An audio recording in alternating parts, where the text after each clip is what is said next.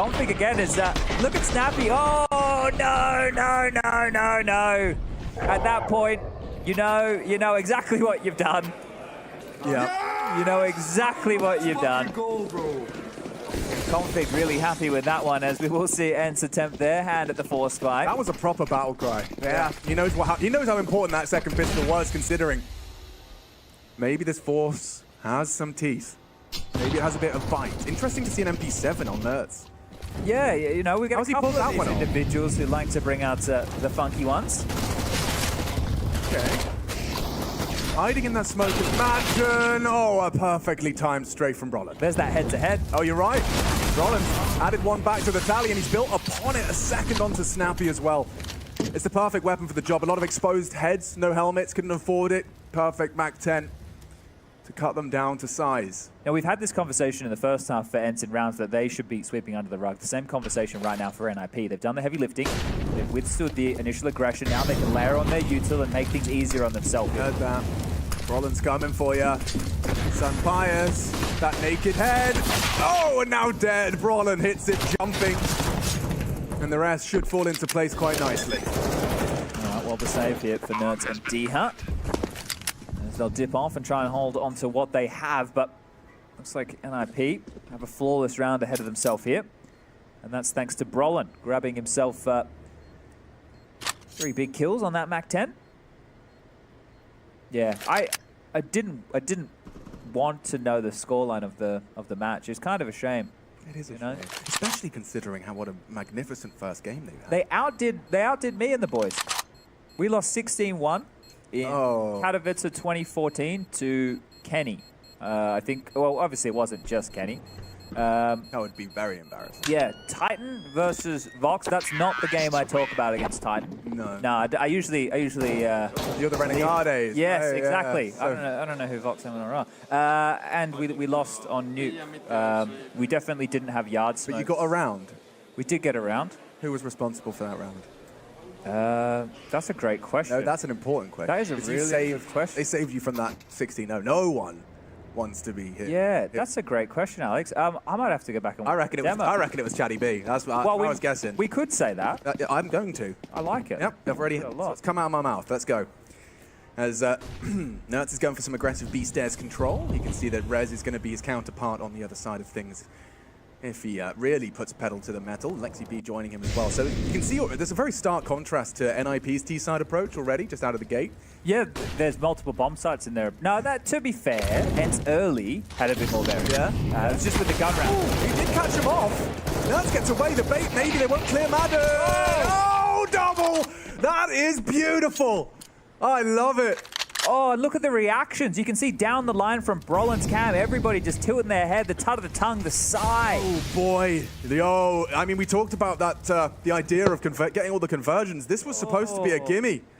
And now you've just thrown 3 Galils into Ents' hands and a round on top of that. That right there should have been them getting up to double digits first. Just didn't expect 2 of them. I can't believe that. Clever bait, right? Nerds was just like demanded to go crazy, be loud and be weird. But it's not even Madden's position. It's the player that was Wood, right? Yes. So Nerds draws them in. He gets traded. The player Wood now drops everybody. Think about it. Your crosshair was on Nerds. Now it's just flicked up 90 degrees and up. Yeah. Right? And now you get shot in the side of the head by Madden. You're not even ready for it. That's cool.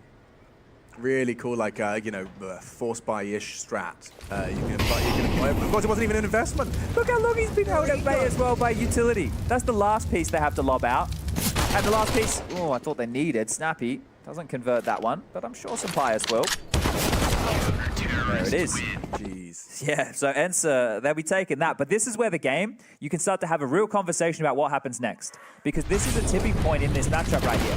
Because if you do see a force buy from NIP, considering their finances, and they lose this, the next round will be an eco. That's Ents up to 11 as we catch that back in the replay. It's going to feel real good. And, well, maybe not so much on the other side. Those reactions, you can see them trying to keep them quite micro tilt. But that sinking feeling. I mean, unavoidably a terrible round to lose. Yeah, it's just, you're gonna feel that one. Look at Ents. They have 3 Galils on the CT side. And now, if they win this round now cleanly, like out aiming AKs with Galils, that's gonna really add salt to the wound. Limited resources in terms of util for this one. They've still got smokes, but I don't see a single flashbang left for NIP. We'll see if that comes back to haunt them on the way into B. Good space, This is huge. This is promising. Still, as we said, no flashes. Where are they? Well, how does he get in? Snappy onto Brolin. Oh.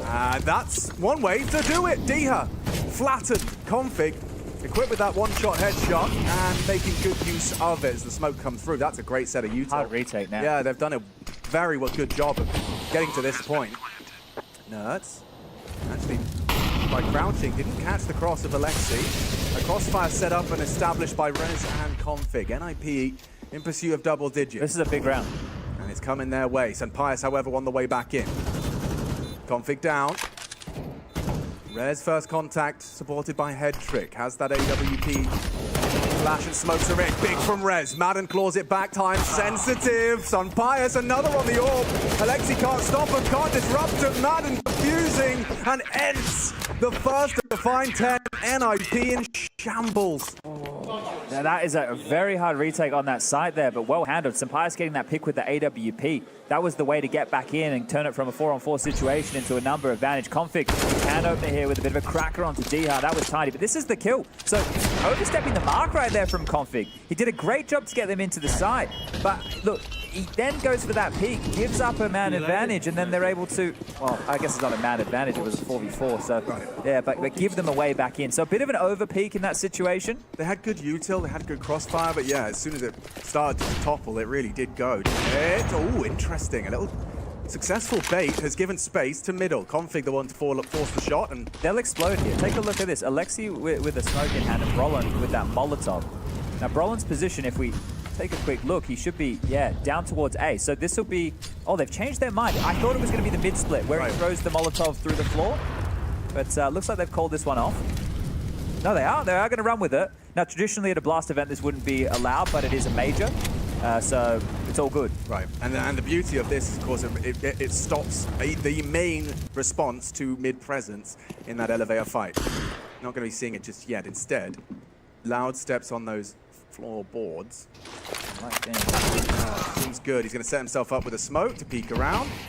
Cautious now as Snappy's lost a rifle. They have two rifles now. Yeah, they don't have to commit to A here either. They can head on back towards B, which looks like their option. Madden doesn't have a lot of information here. Diha could get overwhelmed at any moment. B's essentially open. He's having to caretake middle and B right now. Diha in between two mines. Roland's been found, so they're clearing out A, responding with defensive utility.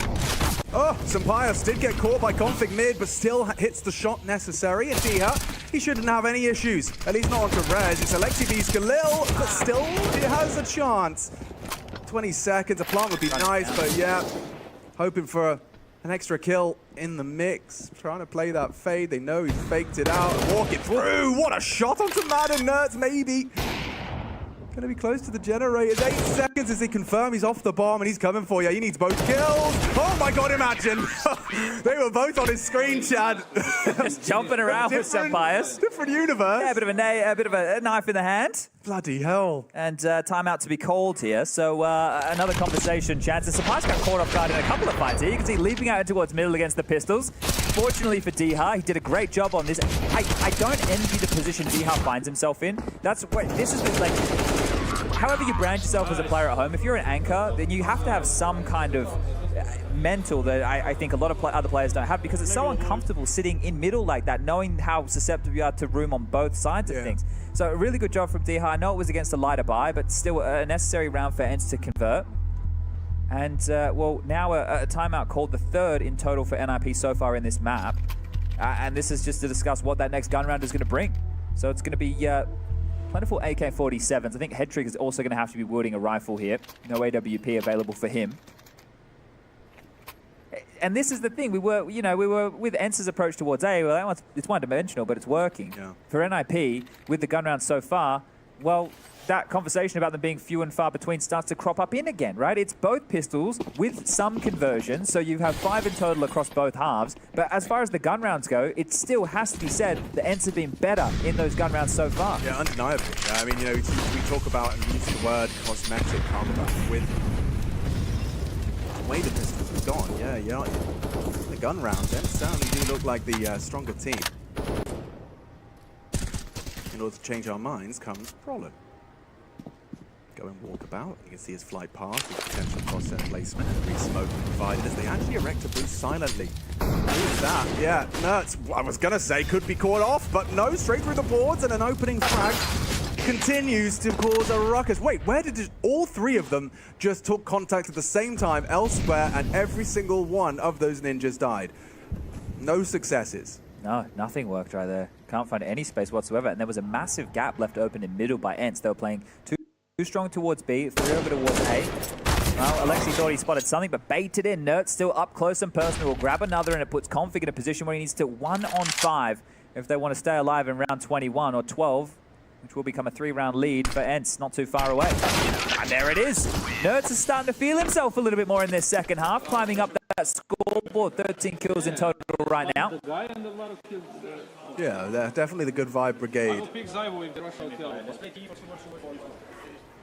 2-on-2 with the forward smoke. Okay. The Zaiwu, I'm guessing, is glazed. You know? Yes, what we would call. Exactly. Yeah. So I can tell you, guys, they're going to play a 2-1-2 with forward smoke. Okay. I think some players might even play towards short with the WP. It's a good guess, Chad. It looks like we're going to be seeing the hampers thrown out. That's the forward smoke, I would imagine.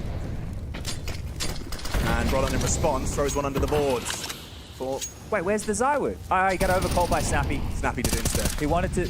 Or did Snappy say he was going to do the Zaiwu? Yeah, maybe. He said it was his choice. He went for a look and doesn't have anything to report. So now you can see the B defenders going to get tested. It is, gosh, that's quite the duo, isn't it? Actually, trying to break past Nerf and right, setting each other up. Yeah, good luck. Jeez Louise. Yeah. Oh, try and get past him. Roland has a go. Nerds is farming 3. A triple from the Israeli and more perhaps to come. Head trick. He's going to have a go. It is just P250s, Tech 9, just walking into their demise. And Snappy's trying to steal one. Hey, hold on. Yeah, D-Hill will get it done. And there's St. Pius for the cherry on top. On fire, Ents ablaze, 13 in the bank. All right. Well, another gun round again for NIP to come out. That was just a light investment here, but some handy shooting. Now, Snappy hasn't made the call yet, so I don't know what they're going to do on this CT side of things, but the attack needs to start searching for something, and the way to search is an AWP. They're having a real good time over there on the end side of things.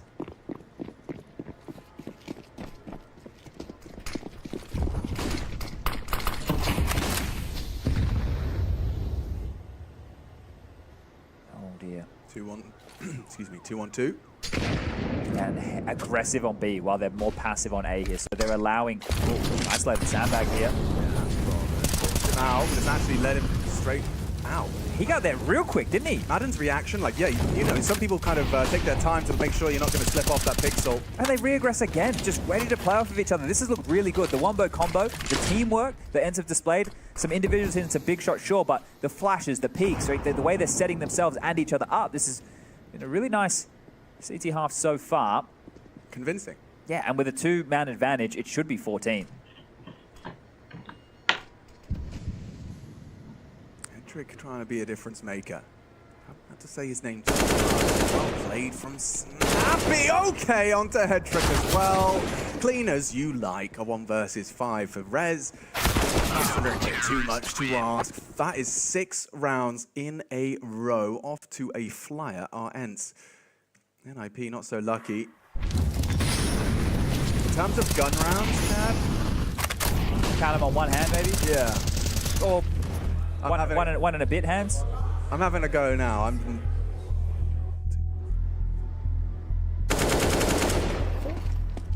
even then, wasn't one of those rounds where Config had a saved M4 and the rest were on a partial? Yes. Yeah. Yeah, so that in that stages, just having 5 rifles seems to be less conducive with victory for them. So what you're saying is, DJL in this last timeout now should be saying, listen boys, I only want a few of you to buy rifles, yes, and I want some of you to buy pistols. Yes. Okay. Let's see if anyone's willing.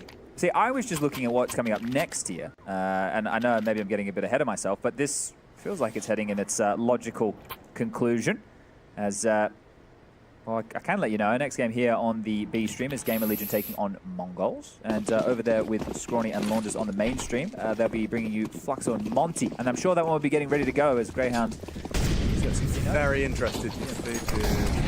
Very interested to see how that goes. Fluxo. Your boy Phelps. And Co. Snappy spray down towards the tarpaulin. He's chipped away at Brolin's health. They're going to push. They are. He's going for more. Oh, again with this setup. Brutality. He gets away as well. They might fight again. Yeah, they'll continue. They'll clear this out. Why not? Oh, a nice one from Head Trick. Alexi under the smoke. This is going to be a one-way. Should be a free frag. No, it spots that config. A nice response. The Dane delivers. It's weird that it's nerds there, so they have to know that there's some hijinks going on in this round here, NIP. Sunpines is here, scoped up, and I don't know if it's been heard. He's kept it long enough that Madden can perhaps leave him to it. Diaz gambling here as well. So really feeling like this will be the A finish as NIP comb back now towards the forklift room, looking for a new avenue of assault. And Diha, again, finding himself in this awkward position where he has to worry about any players that could have slinked in towards B during this. He's going to hunker down and focus on middle. Now the bomb, fortunately, not on Head Trick. It's on Alexi. If it was on Head Trick and he was planning, Diha had a HE to deny that. This is where you've previously pointed a lot of credit to Diha because playing this position while also simultaneously being responsible for B, like the conversation is B's open. Yeah, it's his judgment though. When does he consider that he might want to take a glance? Does he let them plant and wait for the full retake? Boost. Yeah, now he'll consider it. Right. Oh, and they flubbed that too. There's a nice warning for him. Actually gets his HE out just in time. Alexi B, just a tiny light scab on his knee. Oof, and Head Trick again. There's a lot of impact from the Ukrainian on this one. 2 on the Galil. Enough. That might just be enough. They've got so much cash. Why wouldn't they give it a look? Give it a go. Oh dear! Madden snaps straight into 2, breaks their backs, and now all onto config. Has he got it in him? Up against Sunpius, opts for the rifle, catching him on the reload. Warning shot fired. Dancing, good placement of the crosshair. Config, big round. Can he close it? Low on health and low on hope. It's 15 thanks to Sunpius. Oh, and you can just see Config there just cursing out the world. Sunpius, I didn't realize he was a god with the flashes as well. I know you shouldn't look at the sun. I didn't know his flashbangs were. That one came on in, sets Madden up for the double, and then they come in and scoop up that one-on-one because that flash comes in, bang, in towards the fight. Alexi flash on the side, Head Trick trying to cover off that flank, and then just dancing with him. Sunpius showing him how they do it in Spain. Giving NIP a little bit of pain, 15-9 right now. Wow. Yeah. Yeah, it's frustrating. Because he knows just how much of a different game it looks like if they win that round. That's a very winnable round either way. Yes. Right? And yeah. well, winnable 1v1 either way. But off that flash, that double from Madden, the rest is history. A 1v1, Config couldn't close. And now, well, 6 opportunities. Yeah, very light little bit of damage there for Brolin. That nade, you could see the trajectory a little bit deep. Sunpius is going to go looking. Brolin aware.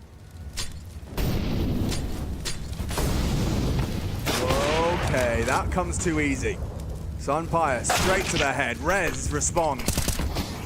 Good angle for it. That was brave and a lot of info. brazen. Rez with a double. And the lot spotted. Full rotation away. And yeah, it looks like Rez is having a round here, folks. A triple from the Swede, finally put to rest, but the damage is done.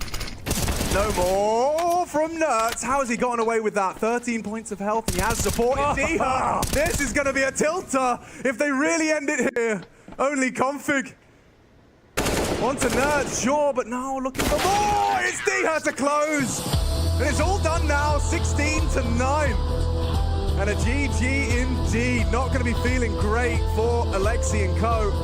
Oh, what a performance on that T side. I have to, again, the man in the middle of the screen putting his shoes back on, giving out the fist bumps at the same time. Madden, his head-to-head with Brolin over towards A, especially on the gun rounds. The amount of times he either entry on him or picked him over towards that A ramp, it was influential in that first half. And we've spoken about it throughout. It was the pistol rounds were the best thing of those 9 total, right? You get the 2 pistol rounds. I said 5 were from the conversions. So 5 of their 9 came from the pistols. You guys don't need to be any rocket scientists to do the maths right there. We're talking 4 more rounds, and some of those even came with lighter purchases or saved guns. So gun rounds all in the favor here of ENCE. A fantastic performance from them. It looked very cohesive, well put together. All the team play, the flashes for one another. It looked great. And NIP are going to be frustrated with this, but they're not in the 0-2 column. They're in the 1-1 column. It could be much, much worse, right? This loss, it doesn't feel good, but it could definitely be much, much worse. Yeah, there's no denying that this could be worse for NIP. And don't forget, like, their win, it was against no slouch, against Maus. Yeah. Like, you know, convincing, a 16-9. You kept them under 10. But look at the morale in the camp right here. As we have the cameras on them as they're packing up, right? You've kind of been blown out. So there's not a huge amount to talk about, like, oh yeah, we were unlucky on this round. You're essentially schooled. Yeah. It's not great to see them looking so bleak, but as competitors know out there, nothing worse than a loss. We know nothing better than an interview with Dinko. Yes, Chad, I'm here with Diha, and I mean, it's got to feel great being 2-0 at the end of the first day. Yeah, I mean, it's much better than on the RMR, you know, so I'm really happy that we did it. Yeah, the RMR was pretty stressful for you guys, right? And it takes somewhat of that pressure off going 2-0 in that first day. Still difficult teams ahead, but today, this matchup, it felt like at points it could have even been one-sided because, you know, you look at NIP, most of their gun rounds, they struggled. They won a lot of pistols, and the rounds came off the back of those. You guys are winning every clutch. It just felt like you guys are winning every single clutch situation. I mean, everyone just popped off today, so I'm really happy that we did it. And even though we had a slow start on Vertigo, we lost pistol and then we lost some rounds, I think we still showed that we are ready. So. Yeah, you guys have come in looking really strong today, and even in that last round, Madden even coming out on the retake the round prior, everyone had their moments, and this is the thing for Ents. If everybody's clicking, you feel like you guys can beat everyone. Yeah, I played good on Anubis map and played sick on this map, so we are trading. Yeah, you played really well on Anubis. Is there anything? How was the prep coming into the event for you? Because we were talking to Snappy earlier, we was talking about the lack of boot camp. For you, what was your individual prep like? I just played some DM before every match, and I play some DM at home, so nothing special. Nothing special at all, but a 2-0 at the start of the major. Fantastic work from Ents. They're looking really good now. We'll have to see if they can go ahead and get that 3-0. Yeah, I mean, definitely one of the teams that are in that dream position of securing that 3-0. You get a couple of extra days off with that performance. I should have checked with a little simulator to see what the matchups are going to be, right? We've had G2 win, FaZe win, Apex, and Ents. Now, I was looking a little bit earlier in the day, and I don't want to say the wrong thing, so I won't, but I think there's one juicier matchup than the other. But this is the scores and the doors. Madden, as Diha, you just heard from him right there, he had a great showing right here on Vertigo. He reminded everybody that Diha had a good showing on Anubis, but I think the sentiment from the interview right there that was key for me. He said everybody popped off today, and well, that's how you're going to find yourself 2-0 at the end of day one of the Challenger stage. Yeah, I'm sure that's a great feeling for Snappy. On the other side of things, for the Ninjas, I think Config, my biggest standing performance. A couple of he had a couple of moments where he's swinging. Yeah, you know he's having a go. He's having a go, and we have the schedule actually up on your screens. You can see where we find ourselves. Fluxo Monty's going on right here, right now, over on the other stream. If you want to go check that out, I'll even tell you what map it is. It's Overpass. Okay, if you're desperate. And then Gamer Legion taking on the Mongols. We'll be back with that one very, very shortly, right? Yeah, they're not too far. And then to close out the day, Fours versus Liquid and Maus OG. We'll be back after a break to bring you more of the Counter-Strike action.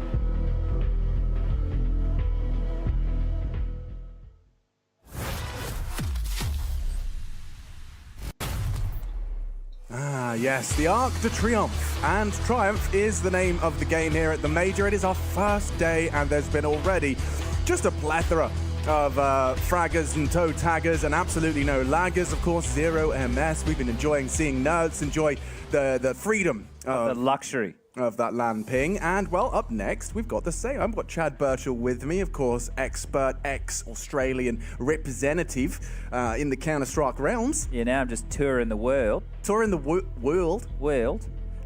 Tour. Yeah, people really like the way Australians say tour. Tour. Yeah, but the Mongolians, this gentleman here in the middle of the screen, the newest edition, he used to play with them when they were checkmate, or at least some of the individuals right here. And here's the roster rundown. Blitz, he'll beat you at chess. Don't you worry about that. Techno, not looking for any 4Ks. Annihilation, the AWPer for the team. Hastaka, the new boy, and, well, Bartak, he was the new boy not that long ago. So they brought Hastaka in. He had a really good showing on the T side against G2 on Inferno, which is the only match they played so far today. I think a lot of people were surprised to see G2 allow it to go against, to be Inferno with the Mongols in the server, but it was a comfortable map for both teams, right? And if you're the favorite team like you are G2, you should be, if you're part of the top 5 elite teams at this event, you should be comfortable taking a team like Mongols to Inferno. And let's see if Hastaka can bring up the performance like he did earlier today. Yeah, it's going to be interesting for sure. And actually, I'm intrigued to know what has Techno learned from their first game. I think Dinko sat down with Techno to talk a little bit about it.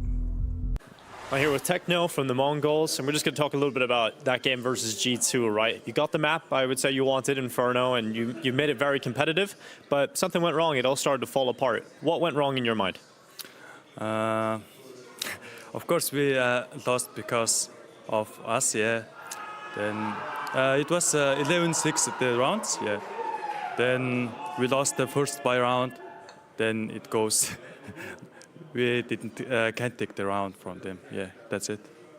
Now, we look at Inferno. It is the map you got in the best of ones. That's the one you would hope to get most of the time, right? We've seen that over this year. You guys have looked really good on Inferno. But with the roster changes, have you had time to make the rest of your maps solid? Is there a good map other than Inferno for you guys to go to in these best of ones? It's still Inferno for us, yeah. That's it. Is that the only map? Yeah. And maybe Nuke. So we can maybe see a nuke slip through. Now, coming into your opponent, Gamer Legion, they also had a slow start today on Inferno. What have you made of your opponent? What do you think of them? They actually play Inferno without their demos, and we watched. Well, they watched. They watched something. Something. They were watching their demos on Inferno. And they probably learned something as well. Well, he could have been saying they watched their game against Complexity earlier today, which was on Inferno. And it was something where they had a pretty good showing on... Well, no, actually they didn't. They had a very bad showing on their T side. They lost the first half 32, I believe it was, Gamer Legion. Right. Well, can we focus on those boys for a second? Where do you want to start? Well, everyone's talking about this Shuey fella. Yeah.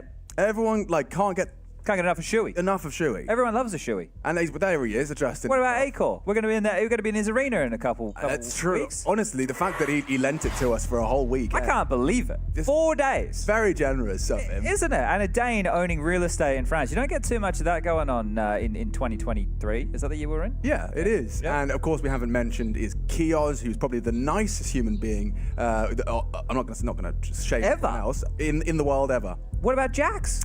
Oh yeah, touche. Well, actually, tell you what about IM? Why don't we tune in and see if he came across nicely with Dinko? All right. Here with Emma from Gamer Legion. Now, looking at the start of the day, a little bit shaky at the start of week T side to kick things off. For you individually, I think it is a bit more of a quieter performance. Do you have sort of a mental reset plan? So when you have a bad game, do you have just a reset and go and refocus the next one? Definitely, it was a off game, at least for me individually, because at least on this side I was quiet. I lost all my timings. I remember like at least 3 or 4 times that I turned and then he picked me or something like this. But it is what it is. That's the game. And then, yeah, I just take my time, be quiet. Like I have my own routine, so I try to reset. And let's hope we have a better game today. Obviously, you guys have had some time to sort of discuss that first game as well. Is there any discussions you've had as a team and what you can fix maybe with that slower start? Yes, we had a little discussion. We knew that the game cool, at least on this side. We I think we lost like 1v1 situation or something like this. If we won that, it's even closer, and then on City we have more room to play because we started a little comeback, and then yeah. Now, looking at your opponents, the Mongols, right, they've been pretty good this year, but I think the map that everybody knows they're good on is Inferno. It seems like that's one of the only maps they're capable of playing at that top level now. Have you had a little bit of a look into the Mongol side, and what do you think of them? To be honest, I didn't look at all at them. I know them because sometimes, yeah, we are watching, but yeah, I didn't look at all. I think we just play whatever map, try to play our best. We don't think about them, and then if we play our game like we played in practice, we should win it. To be honest. Yeah, very confident you're going to be taking them down then. Second. Very confident you will be taking them down then. Yes, of course. Well, good luck. Thank you. Thanks very much.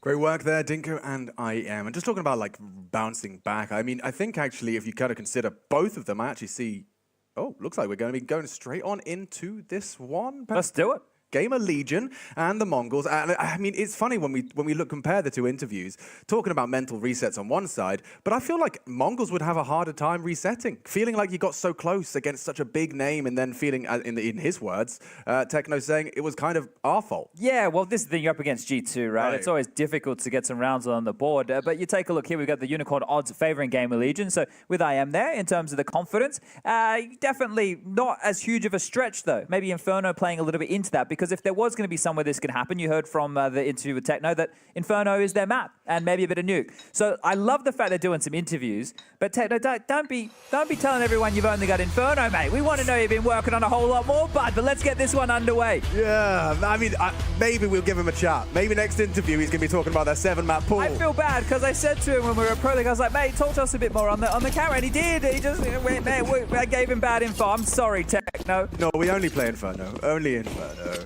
And a lot of util. Look at this. Azteca's got a full stack, and a same for Blitz. On this T start, Gamer Legion will take to the defense first, and this is, of course, a cutthroat best of one. And the Mongols, make no mistake, they have a very strong Inferno. There's a reason it's at the tip of his tongue. And they can shoot, right? The conversation was that Azteca was probably going to bring them down a little bit. He was great against G2. So then you put that with Blitz, Annihilation, and Techno, and we know that Bartek is a bit more of the supportive element of this team here. But speaking of support, Mongols have a whole lot of it in Banana. 4 players, ready and ready to execute towards B. Bartek's just going to be on this lurk. Seems like the right call. Only Kios here. It depends where this molly goes as well. So they've got the smokes. Backside molly. They flash and go here. Really feeling this one out, aren't they? But they're in. They should be able to get this bomb down. Yeah, and then this is where Bartek really hurt so much. Oh, perfect. Ooh, and a response.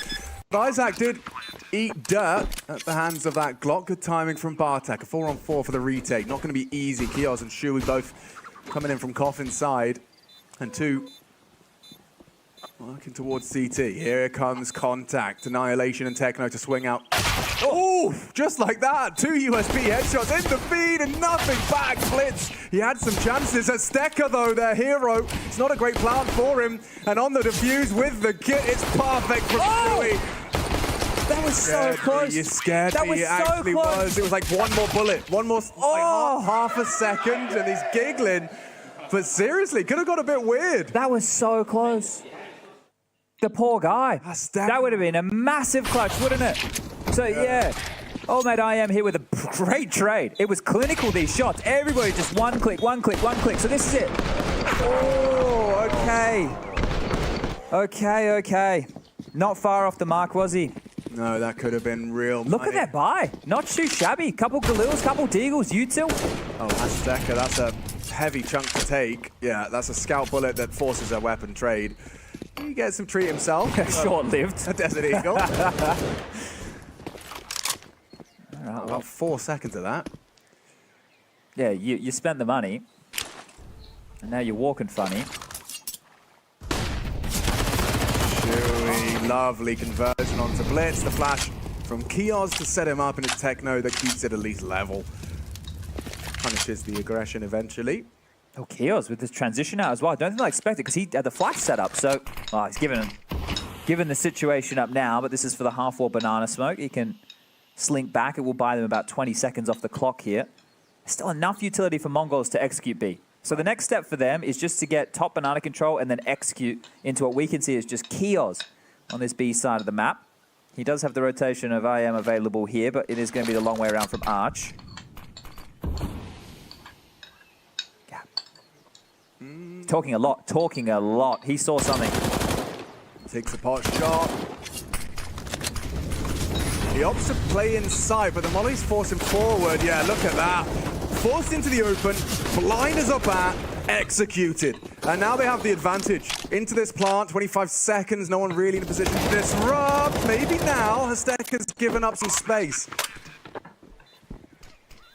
Postman heard Annihilation towards Emo, but that's a nice placement of the smoke from the Mongols. No kit. It's going to be awkward to get back in. Surely you use that MP9 now, and yeah, let's fall, and that will be enough to try and get away with your M4. Actually, IM's coming and lose it.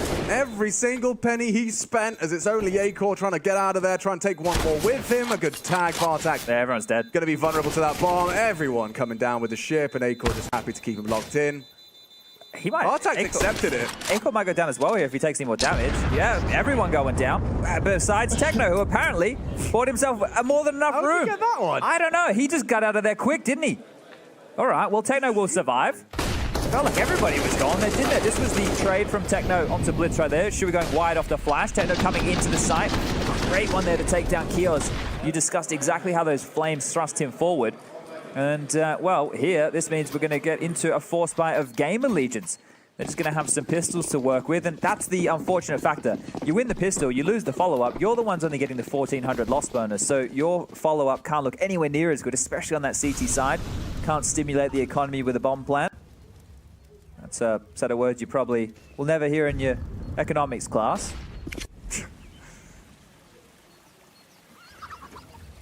And execute B again. They were able to do this against G2, so why not do it against Gamer Legion? Everyone's diligent about it. Everyone's aware. Doesn't matter if you know what's coming, if you can't quite stop it. Techno, once again, going to be trying to open up this site. Timing, utility, and a headshot. That is an exception from the 5-7 of Isaac. Hasteka keeps it interesting. Deep CT smoke. Bartak, good catch. Perhaps going to overlook Kios. They know he's typically the B defender. He will be found out. Hasteka gets himself a second.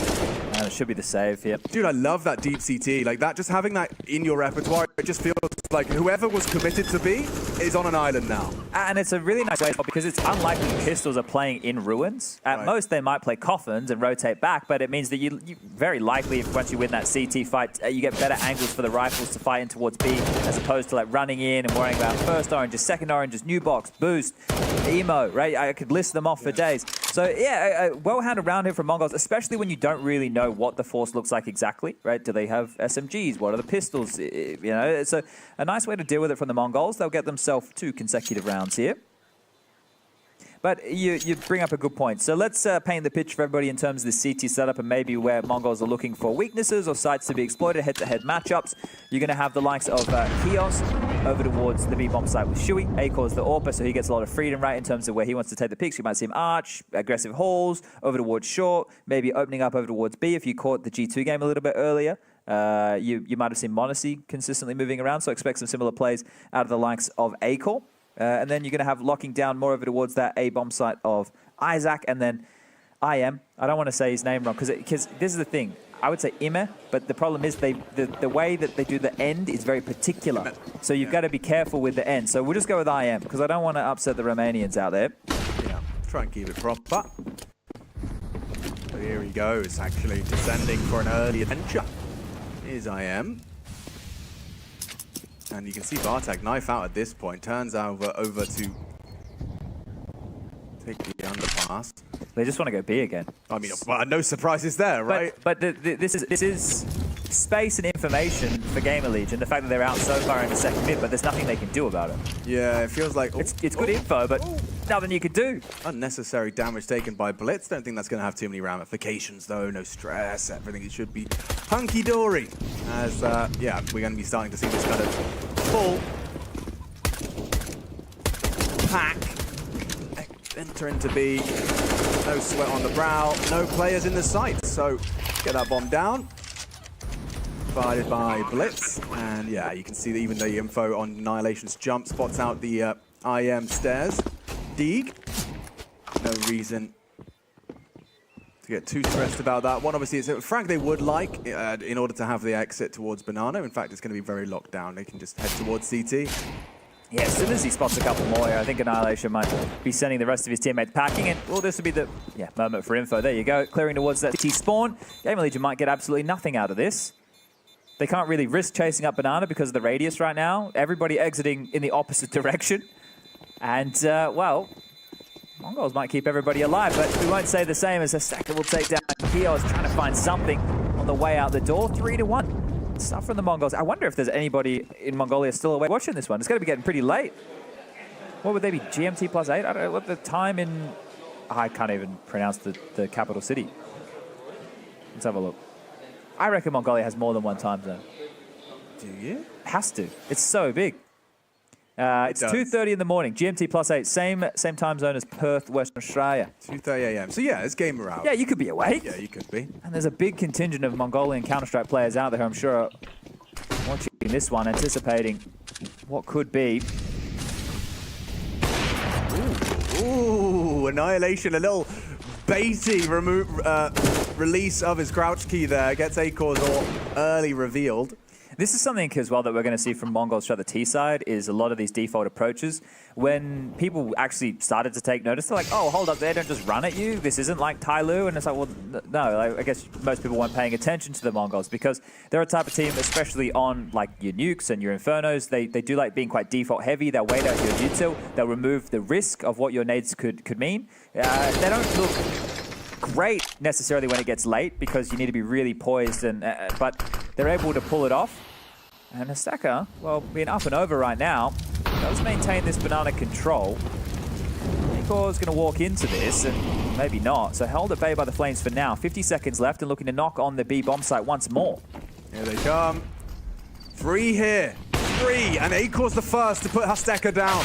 Big response from Blitz. Surging forward, Acor up and over, slips off, loses his teammate. Shui's gone. Acor has to evacuate. So low. Yeah, and that bomb will go down. Isaac and IM are rotating through, but this is going to be one that I think Acor's going to feel out. But again, they don't have kits, so unless there was one on Shui or Kios that's down in the site right now, we're going to have a rough time getting back into this. Look how deep that smoke is as well. It's all very well considered. They are really going for this. Feels like an uphill struggle to go for it. 10-second defuse, lads. You probably got 5 seconds before I needed a fuse. Hurry up! Bartak gets them all down. And IM, no hope, no time. Blitz will take it all away, and another round ascribed to the Mongols. I'd say that's an ill-advised round to go for, considering we're so early. That was only round 5 of this first half of play. Can we do nip smoke? Or not, Navi smoke, the one on mid? Okay, the Navi smoke, the one in mid. I think that's aggressive. Well, this is the thing, because so many teams call the same smoke something else. It'd be the first team that they copied it from or the first team that did it against them of how they name it. They could literally just do like the mid-deep G2 smoke and just call it Navi, which is exactly what they did. This is the one with the gap. Okay, so this is so that you can take that fight towards second mid. So they've left a bit of a gap on the deep mid smoke. This one here is to at least make them be a little bit more inquisitive of what it can mean, but Attack with the first in towards Boiler does have to worry about this Kios aggression now, who's been able to slip the net. So undetected, Kios, how much damage can he do? Blitz, not ready for this. Or is he? Looking the right way. Blitz, the in-game leader, ready for everything. Strong clear. Far too aware. And Master Blitz. We never did have that chess match between Henry and Blitz, so... Next time. Yeah, hopefully. There's 2 players noted on A right now. Blitz will take down Acor on the jump. And well, they could just waltz in towards B if they would like. Blitz just standing and delivering a fight. This still could...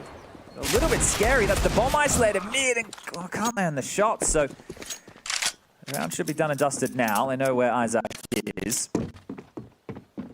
5-1. Good start. Very good start. I mean, I'm not going to poke the bear and start talking about how much of an advantage did they have against G2? 11. I think he said 11 to 6. 11 to 6, 11 to 7. I just want to kind of get an idea, and I think it was their T side as well. It was the T side that was strong. It was the CT side where they struggled. Right. So in that sense, like this, things are going to plan for the Mongols. They need to have a good haul on the T side and know that they can kind of eke it out the rest on that defense. So this is the thing. Let's say that they need to get 9, exactly like they were able to get against G2.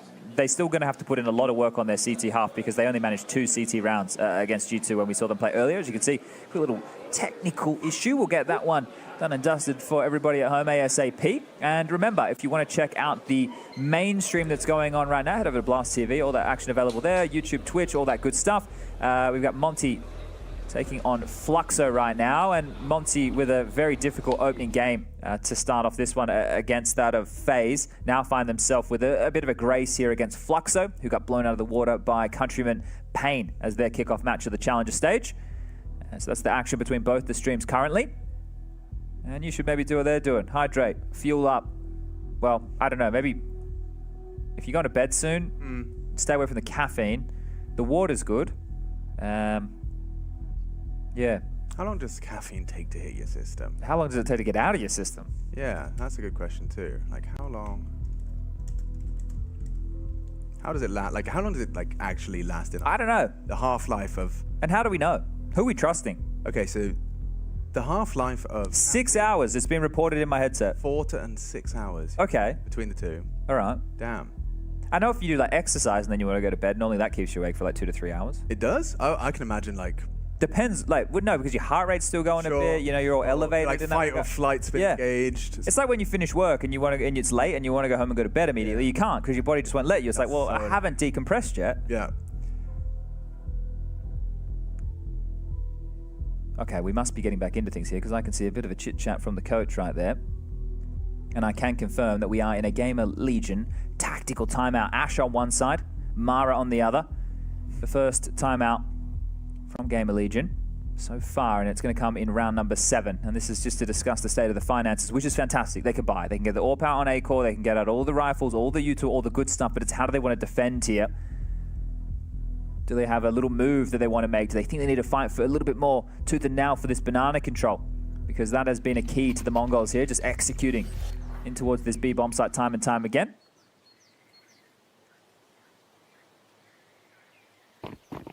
Here we go, we're about to find out, get all those answers and more.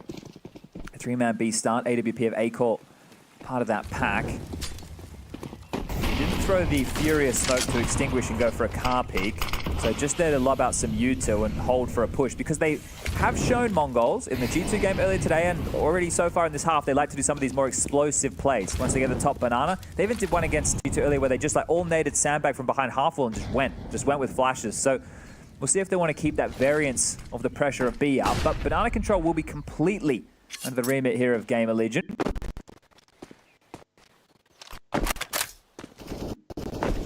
Patience from Shui to wait out that smoke, and well, as it blocks off banana, that deal has been signed. Now, the traditional response from the T's should be looking for top mid. Long smoke, short flash, and they'll be able to at least force the respect of Gamer Legion. So they're going to leave A-Core's AWP to solo defend B. If he misses a shot here, he's in a lot of trouble. Looking the wrong way for the crab walk peek, and yeah, just caught with a bit of movement, inaccuracy. Sticky nades. And can't get anything out of his hands. Finally does so, and it's well, considerable damage to Hasteka. A-Core calls for aid. You can see the beacons are lit. Shui and Kios are going to be on their way. Enough for a full execute here and plenty of time to organize this. 33 seconds left on the clock. They're going to get behind the smoke, and here comes the explode. Boost to deal with, all back at the side. This is going to be tough. Yeah, not going to be easy. The full flash to try and catch him because time is a sensitive mission for the Mongols. Kios, double kill. Look at this peek around the smoke. They weren't expecting that. Expecting a full perfect smoke, but instead a gap. And it leads to Gamer Legion second.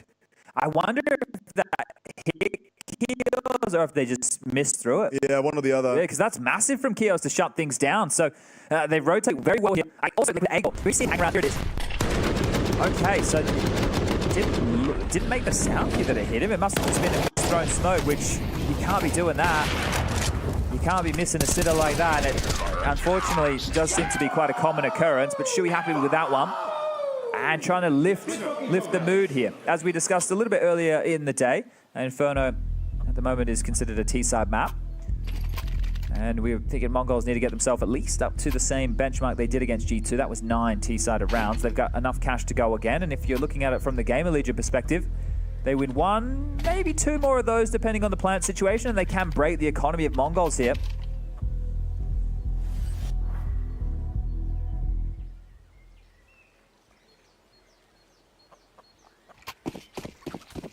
Is it just going to be one and done, or is it going to be consecutive rounds here?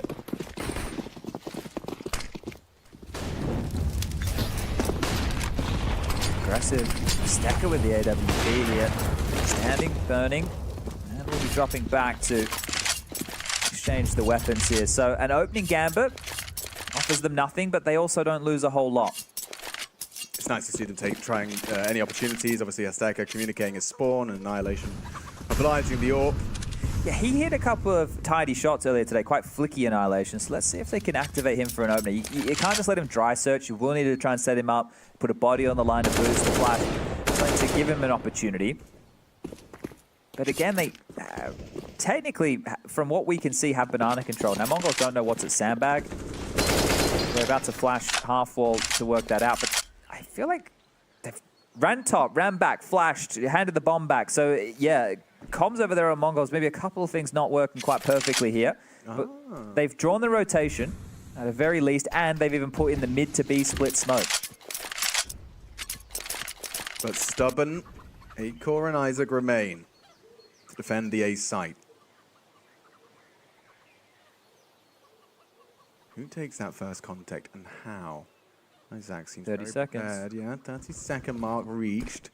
Blitz through mid, flashes high, good onto Isaac, should be dead, does take its sweet time to come through.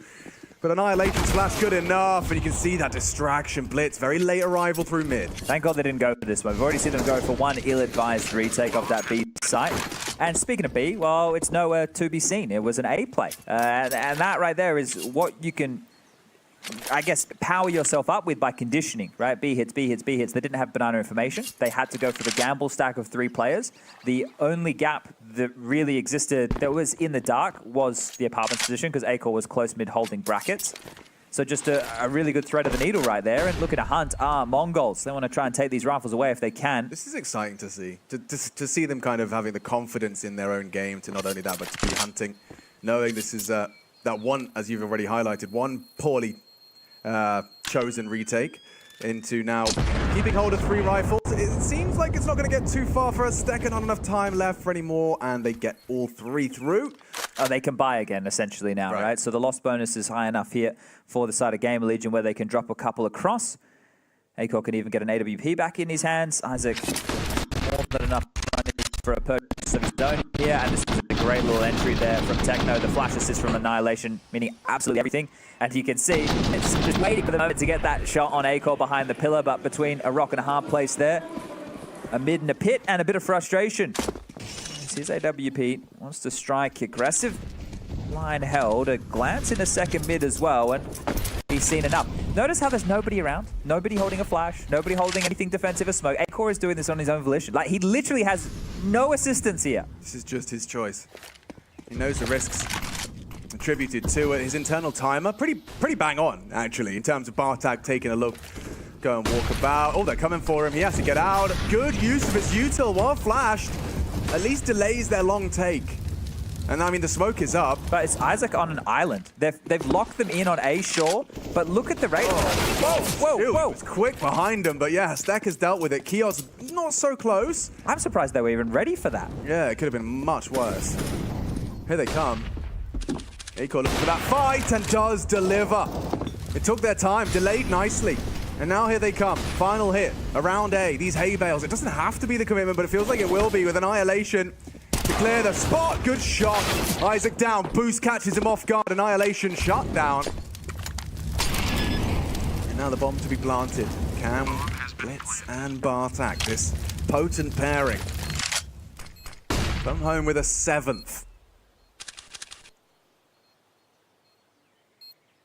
Kios, I am all coming from this long side. Blitz in a power position as well for the hard clear. And he takes that first contact. Now Bartak delivers just like that. It seems practically perfect. Acor shouldn't have this one, but he certainly could now. Light on time. Pistol to hunt. A dink hit. Blitz goes down as he got the kit just in time. This is going to be real close. Just on the edge of the precipice of glory, Acor. Wow, I actually feel like they thought they had that one. Mongols overcooking it. Yeah, giving a gift and Annihilation's face there, I think it says an awful lot. That is something that Acor will never forget. Christmas came damn early here.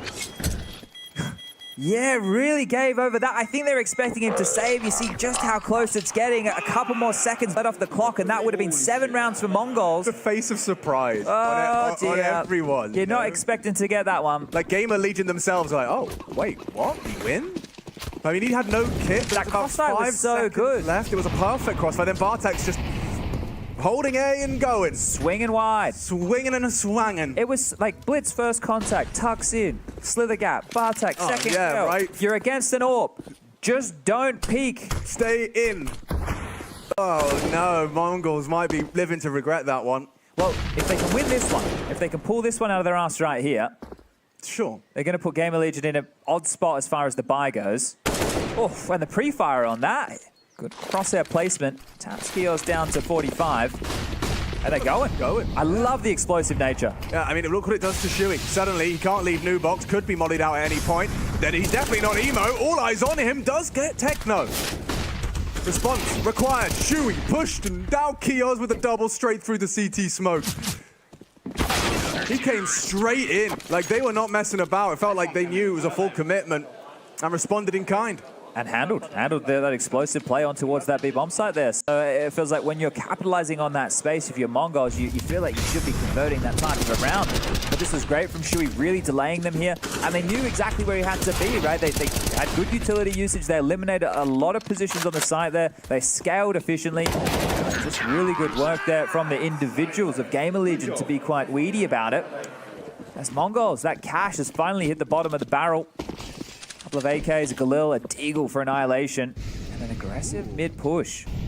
Yeah, I don't know if it's anything. Ah, he'll kick. Oh! Hey, yeah, punished for it. Bartak, quick on that. Oh, Nico kept it level, but it's Azteca to tip the scales once more in favor of the Mongols. Kios quaking in his boots. He knows what's coming. Look at the pace again. Look at them. They're already landing. All the util lands at once. He can only be first origin, and he's down. Look at this. This is beautiful. The Counter-Strike coming in response from the Mongols straight into the site. Oh, no real margin for error.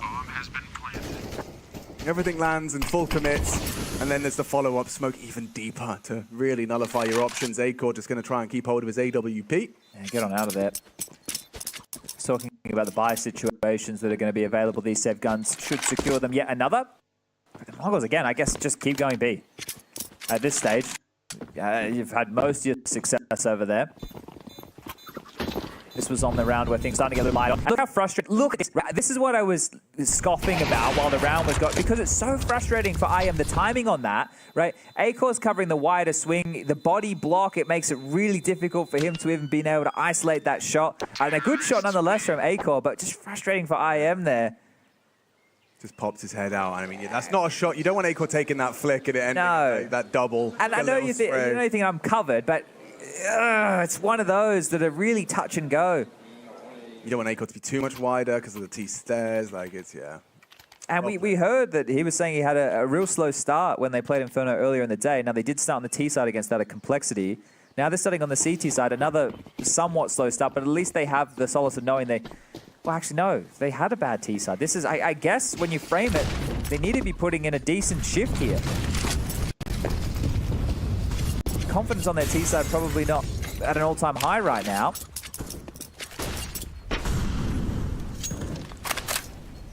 Well, banana control again. Yeah. But for how long do they keep it? Let's find out. I mean, the deep smoke's good.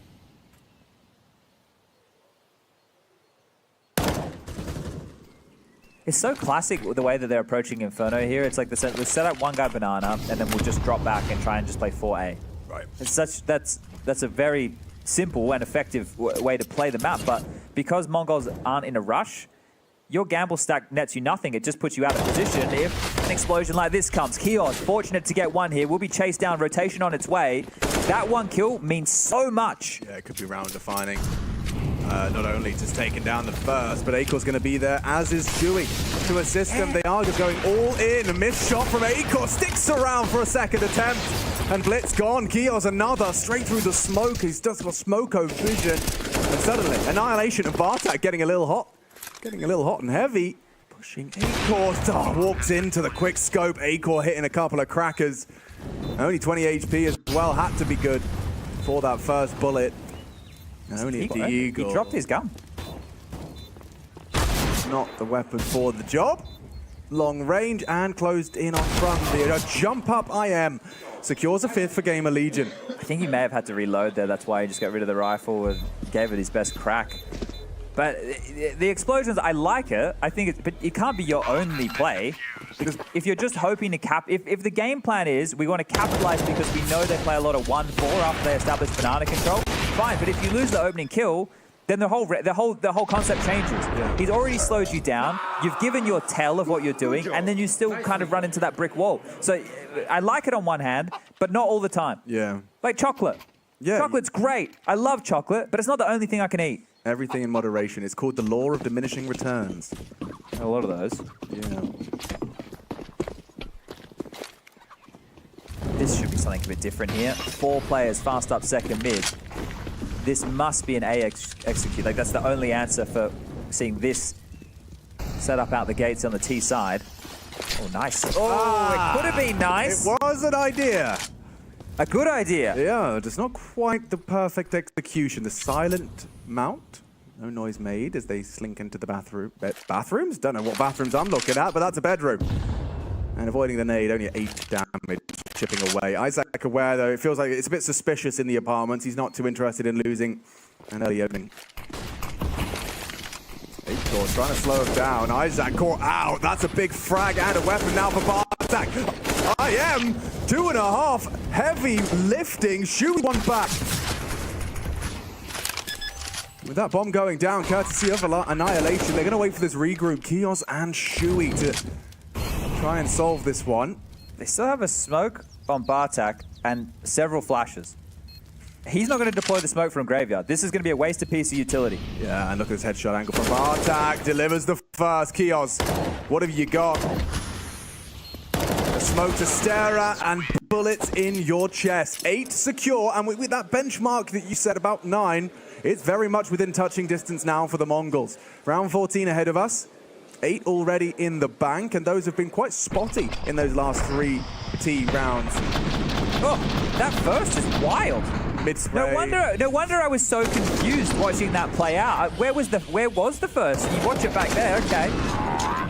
You've really got to be paying an awful lot of attention to catch that one, as Gamer Legion have picked what I believe they think is the lesser of 2 evils. So they had enough for a couple of rifles, but with the loss bonus going into the final round only 1900, they have opted to take a bit of an eco here. A Deagle, the Zeus, a Flash. That's what they're going to rest their hopes on here for round 14. Very good Molotov they've been thrown into those apartments. You can see how suffocating it is. Come on. The bait, you see that Akor little, the little bait sound. Ah! I went for more pitch. You still got it though. I went for more pitch that Very time. nice. Yeah. Very good. Sometimes I'm a little bit deeper. I've gone for more pitch in that one. Yeah. And then if we slowed it down, you could have, you know, both, best of both worlds. True. Well, a conversation to be had now because they're not in B just yet. And the longer they take, I was going to say the more players that might start to rotate over, but Shui, he was responding to this. I think he called his teammates off, and now it's a little too late. They don't know what's in the site just yet. The problem is Gamer Legion haven't made an assertive move to take some information anywhere. So as they say, silent, shrouded by the smokes, they will creep and crawl their way in with a double pump. Another coffin smoke, and Stacker is across, diligently clearing that util perfectly placed, and they'll be in for what should be the 9th. Get some exits, try and take some AKs, right? And that's about it. You will be buying in the next round regardless, but you'd prefer to do it with AKs than anything else. Best case scenario, why not? Could still maybe do a little bit of damage to their finances slightly as well. I understand next round's the last round, but a Stacker only has $50 for example, so if you were to kill them all, you would probably remove an AWP from possibility. And really scratching the bottom of the barrel to give you anything to be excited about in this round. It is just sitting back waiting for the logical conclusion.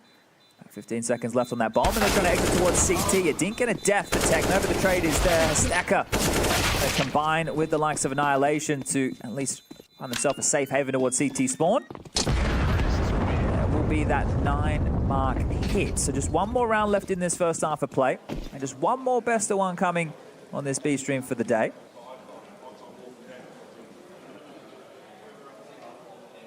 Oh, yes, indeed. Has been you know, as far as upsets and whatnot go for the day, it hasn't been an awful lot. There was obviously Greyhound over 4s, Apex beating Liquid were two of the bigger ones. I mean, 100%. I think Apex being 2-0 at the end of day one is probably the biggest surprise. Oh, for sure. Like, I mean, and we all know the names. Yeah, they're a fringe team. Yeah. They're not in like a conversation to get through in 3-0, but maybe they are. Certainly. Yeah, it's been an impressive start for them, and making Greyhound their, well, female dog. Yes, took him out for a walk, didn't they? Look at Acor right now. I'm looking at him. He's just chilling. He's just waiting to be called on what to do. Right. Yeah. But if any information, he was literally just chilling and waiting. Now he's picking B. And he's actually going to go ahead of this molly. He's going to commit to it. Techno spots it out. Counter molly to make sure that gap can't be closed towards the half wall. But he's sticking around. Like, brave to be continuing. Gets information off of his jumps and now feels the confidence to go post. Yeah, I think this is enough. They've seen enough. But knowing the AWP's there, they're going to cheat 4 players towards the A site. We're about to have quite the hectic finish here. It's a 4-on-4 on the A side of the map. Annihilation misses his shot. There's Hasteka. Again, the name we find ourselves screaming at high heaven. Shui. Long side, back to Acor's domain though, and the Dane does deliver. One more bite at the cherry. He's getting a bit greedy now. It's this pendulum you have swing. to go away. You have to respect that smoke. You got no options but to give it a look in. 25 seconds, final round of the half. Bartek's got a chance onto Isaac. It's just about how much IM gets done. Time's the biggest issue. Yeah, gotta hurry up. Good flashes, gotta get that clear. IM does deliver the one on the site. Really light on time, 9 seconds. Isaac's alive, and that's the end of that. 6 recovered. Gamer Legion 6, Mongols 9. We'll take a break.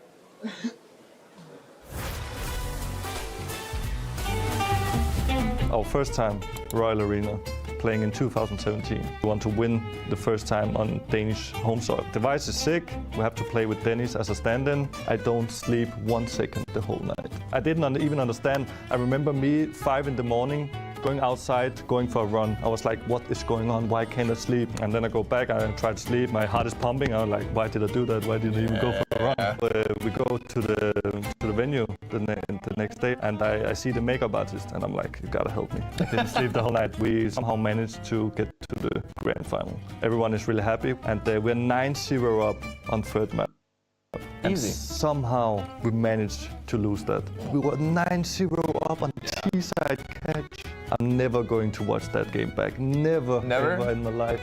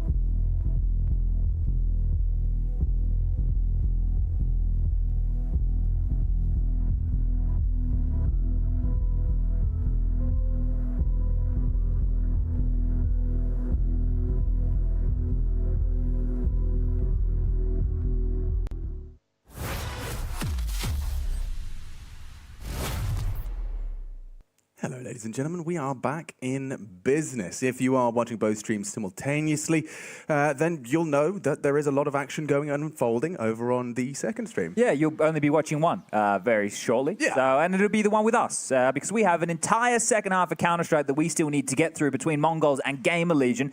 And the 3-round lead that Mongols have at the half, it didn't bode so well for them earlier in the day against G2. Similar scoreline, actually same scoreline.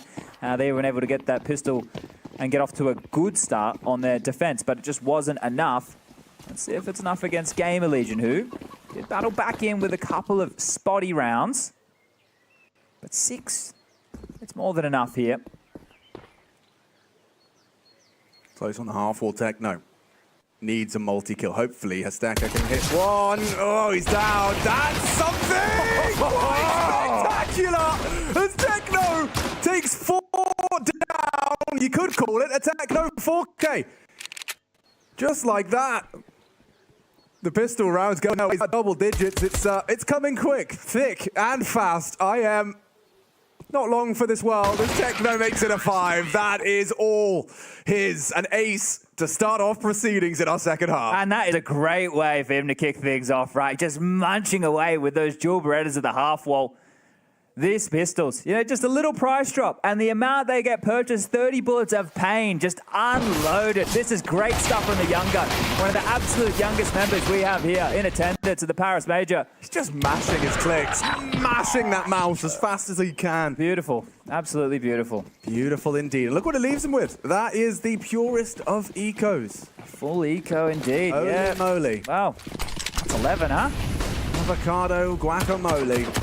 This is where they were earlier in the day, right? This is exactly where they were earlier in the day. 9-6 at the half against G2, swap over, win the pistol, win the follow-up, and lose 10 consecutive rounds to lose the game 16-10. Okay.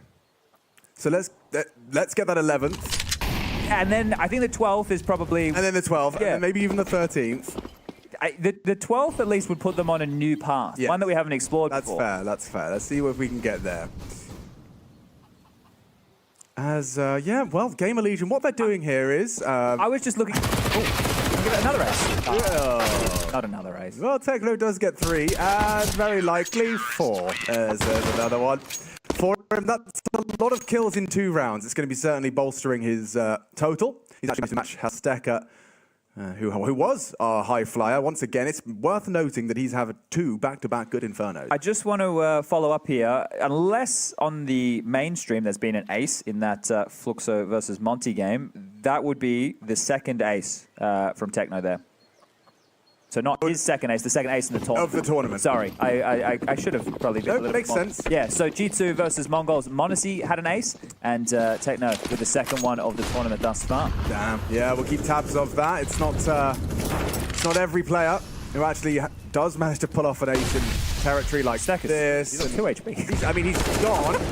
He always makes sure of that. I felt like he started the round on 2 HP. Yeah, I'm not sure Shui really hurt the boy.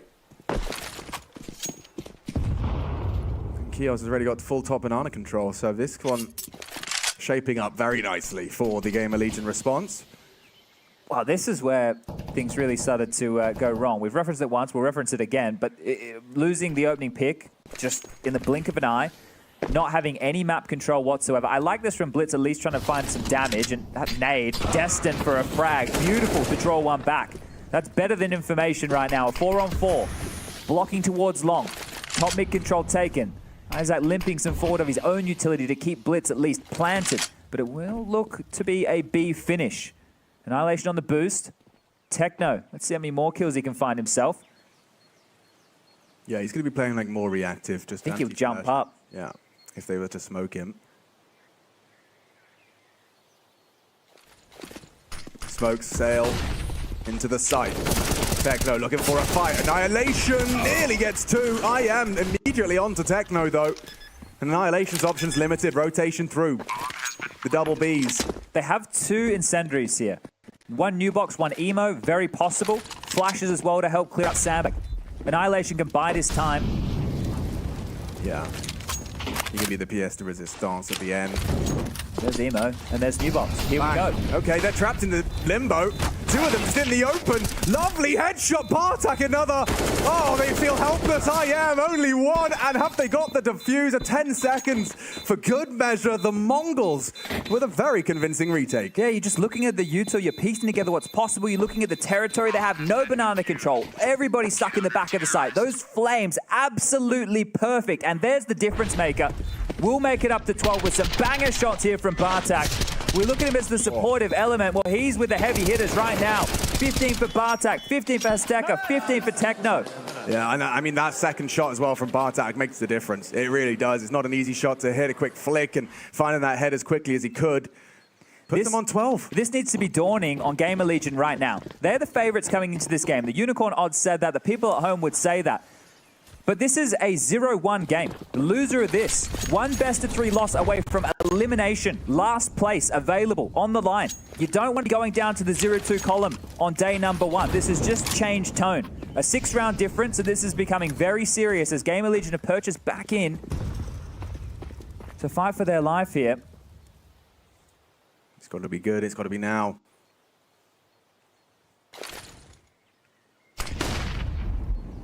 Annihilation with this opportunity.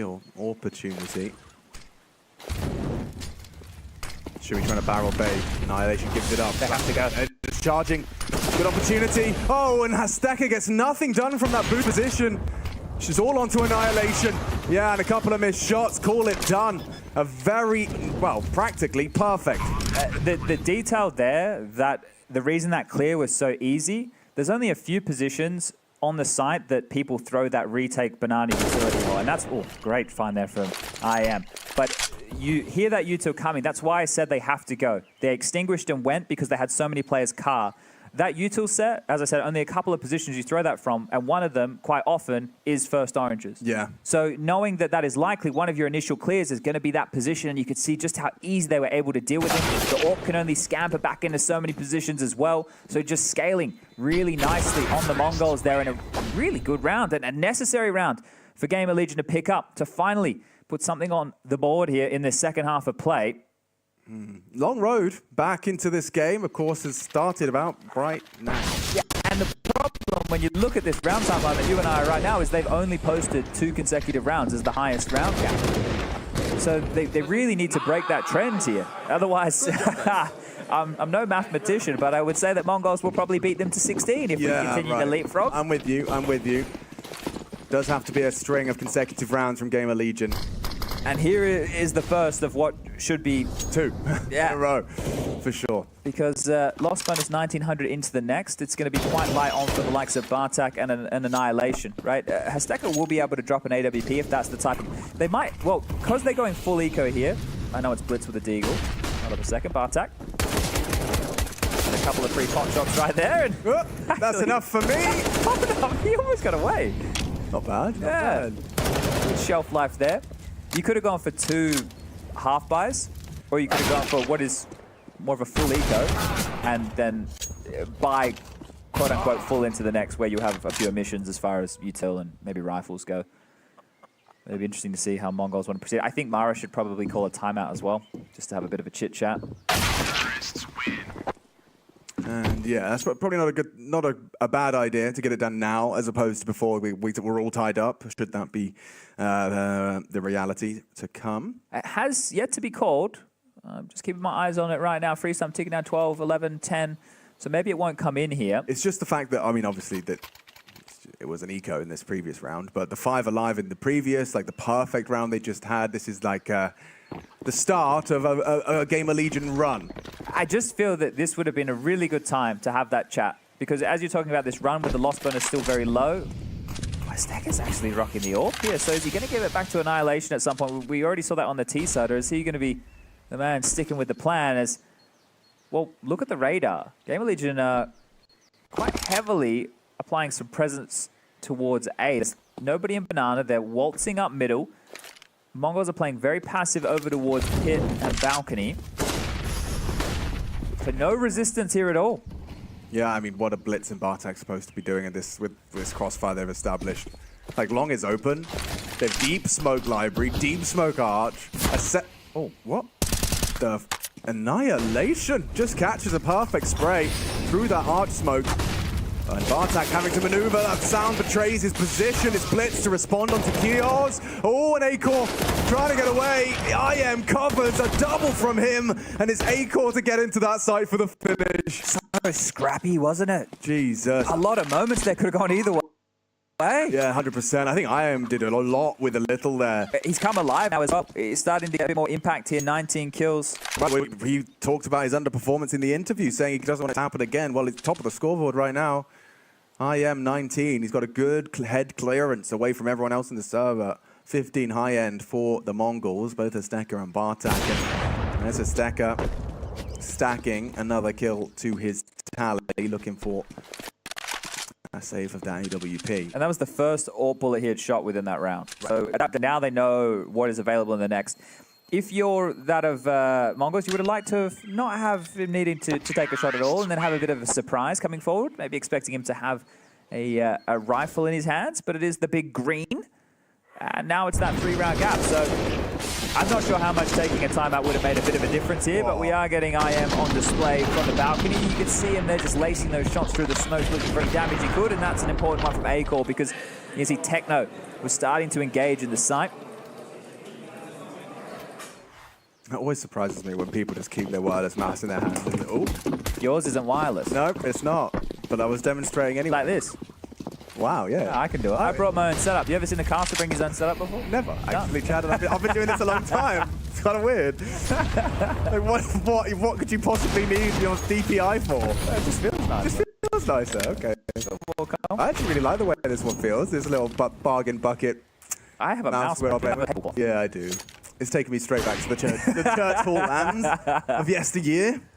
Hey, let's see what Azteca gets done. Because, I mean, Annihilation did have 2700. He could have got Kevlar vest and, you know, had a jab at it. But Azteca, he's earned it. He saved it. Yeah, he bought it. Yeah. He's going to use it. It's mine.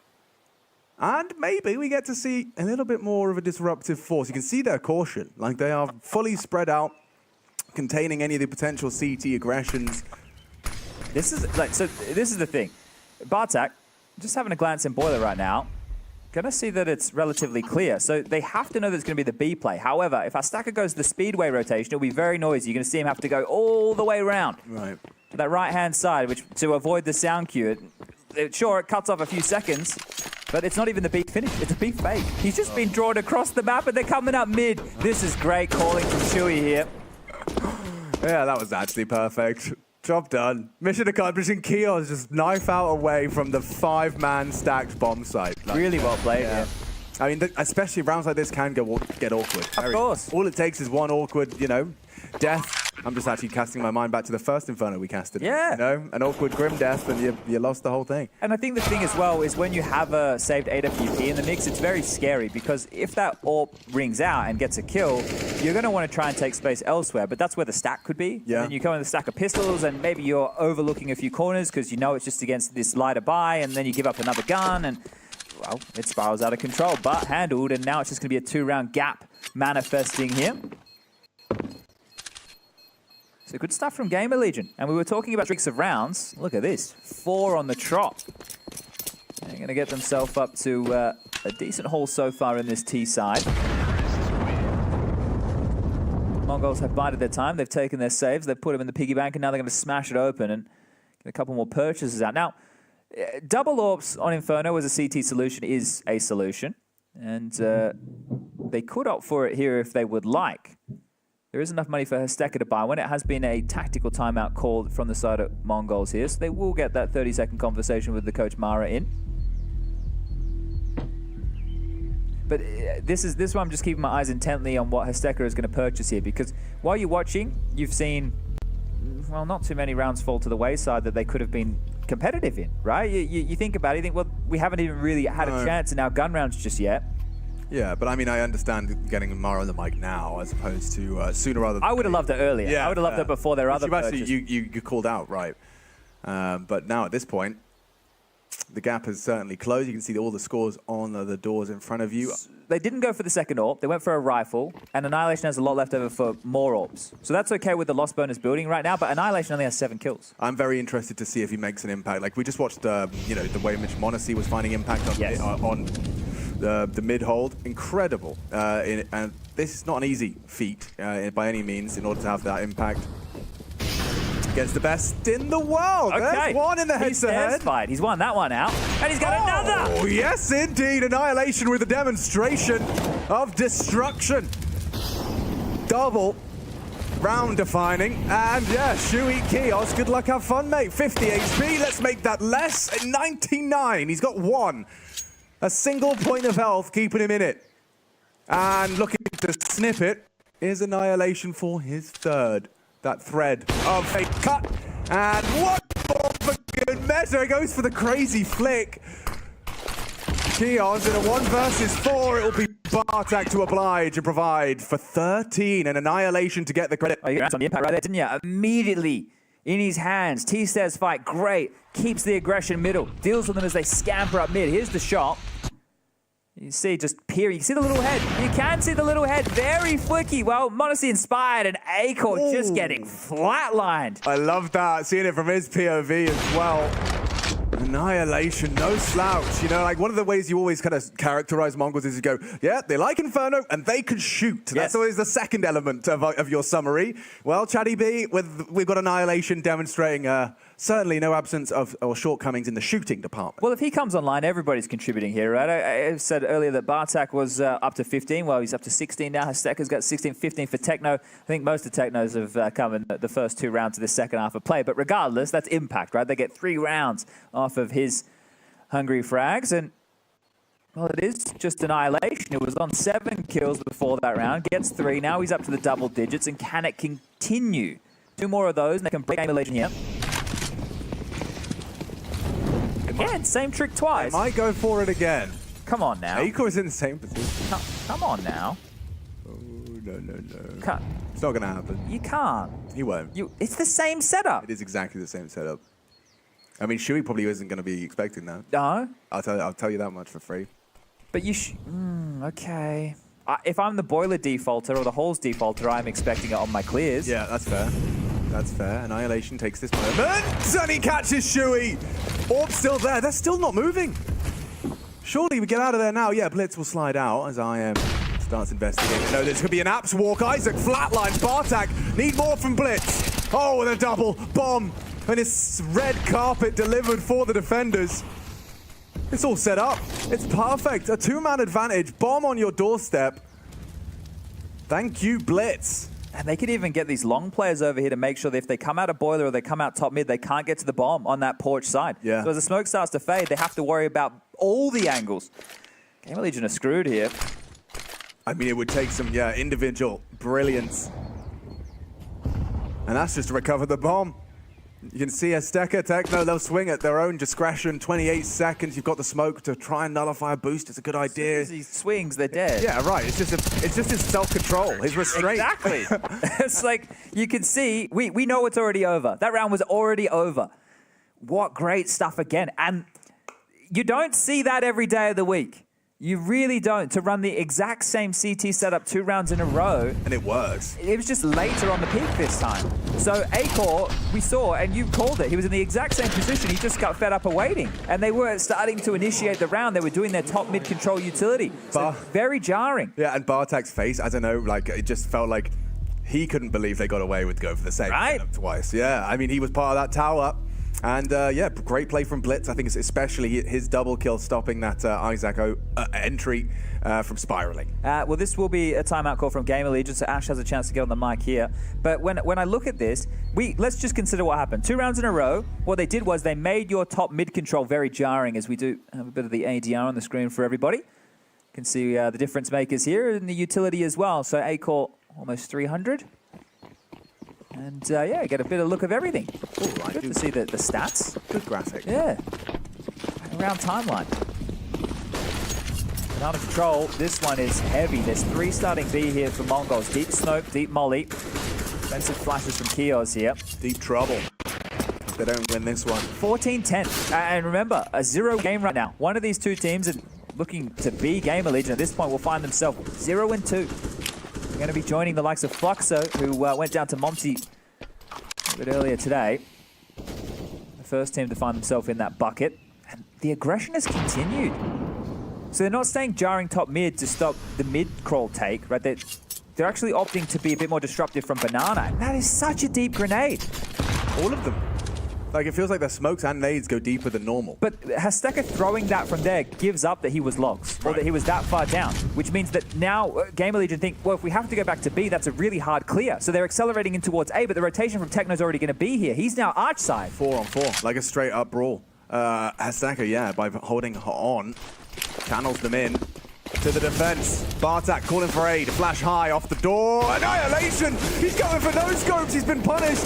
Shui will catch him. Bartak keeps it interesting. Techno overcooked it, charging through the smoke. Shui greets him with a spray. And now 4 versus 3. That bomb to be planted, courtesy of Shui's fingertips. Chip damage onto Isaac. Working with 40. Blitz in a double. Quick fire, quick smart on that AK. Hasteka down.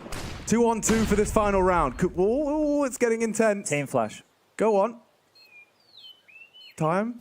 Half gone. Favoring Gamer Legion, but losing health is IM. Bartak again. How has he pulled this one out of nowhere? Bartak with a double. Blitz with a triple. And the Mongols on 15.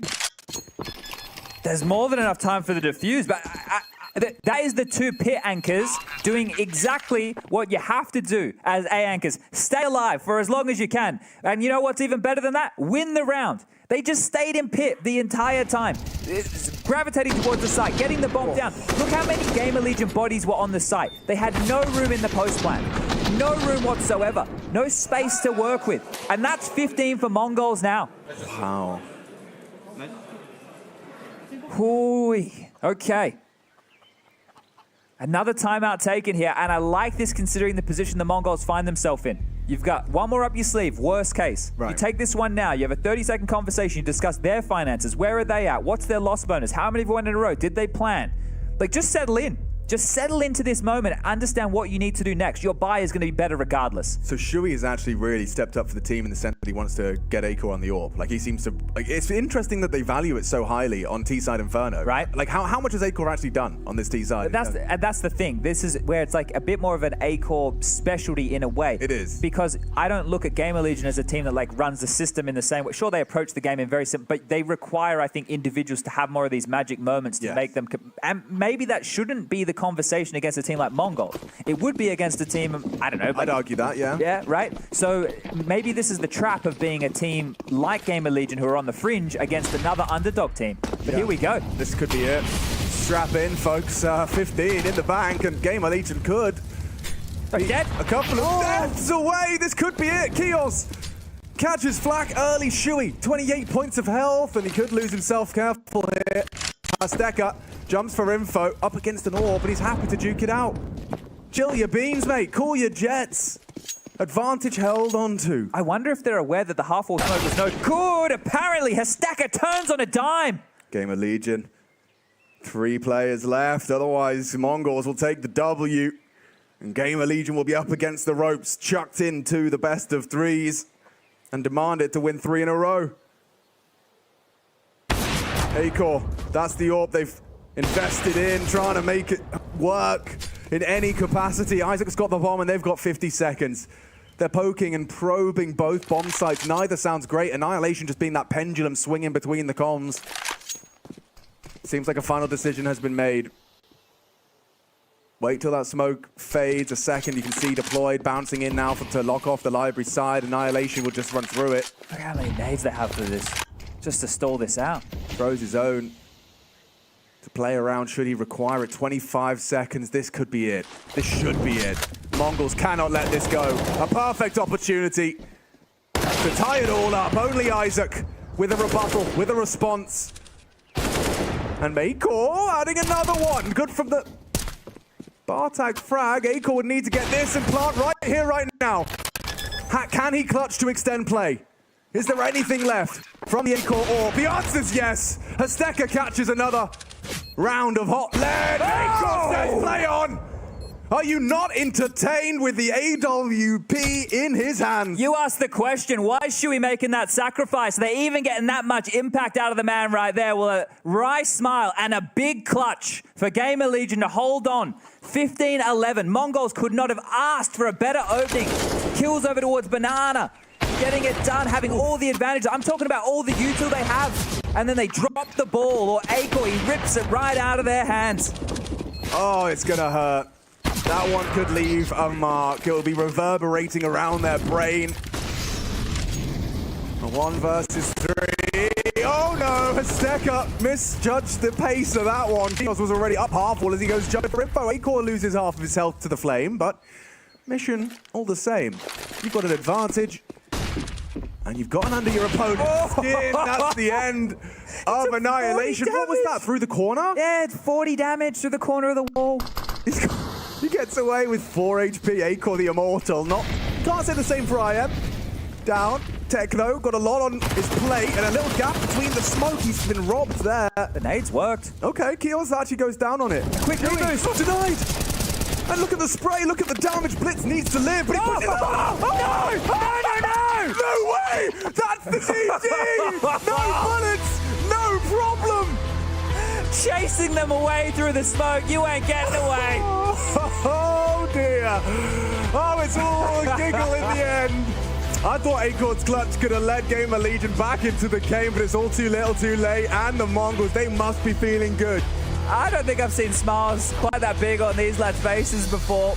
I mean, what a team effort. Cheeky way to get it done. Yeah, the finish is mad. But just in general, like, Azteca, you know how he had the highest rating in that game, the first game? Yeah. He was at the top of the scoreboard again. Like, you got to start pointing fingers that this dude has come in and he's had a major upswing at the major. Yeah, his first major alongside a Bartek on the screen right here. The rest of them have been here before, but for these two, and it felt like Mongols were on the way down, not on the way up. Well, 1-1 right now. It feels like the amount of time they've had with Azteca to get things sorted. Sure, the prac hasn't been the best. You heard from Techno in an interview earlier today that they were having to prac from Mongolia on 100+ pings. So a great victory, a big victory. It keeps them in the best of ones tomorrow to either set themselves up in a 2-1 or a 1-2 category.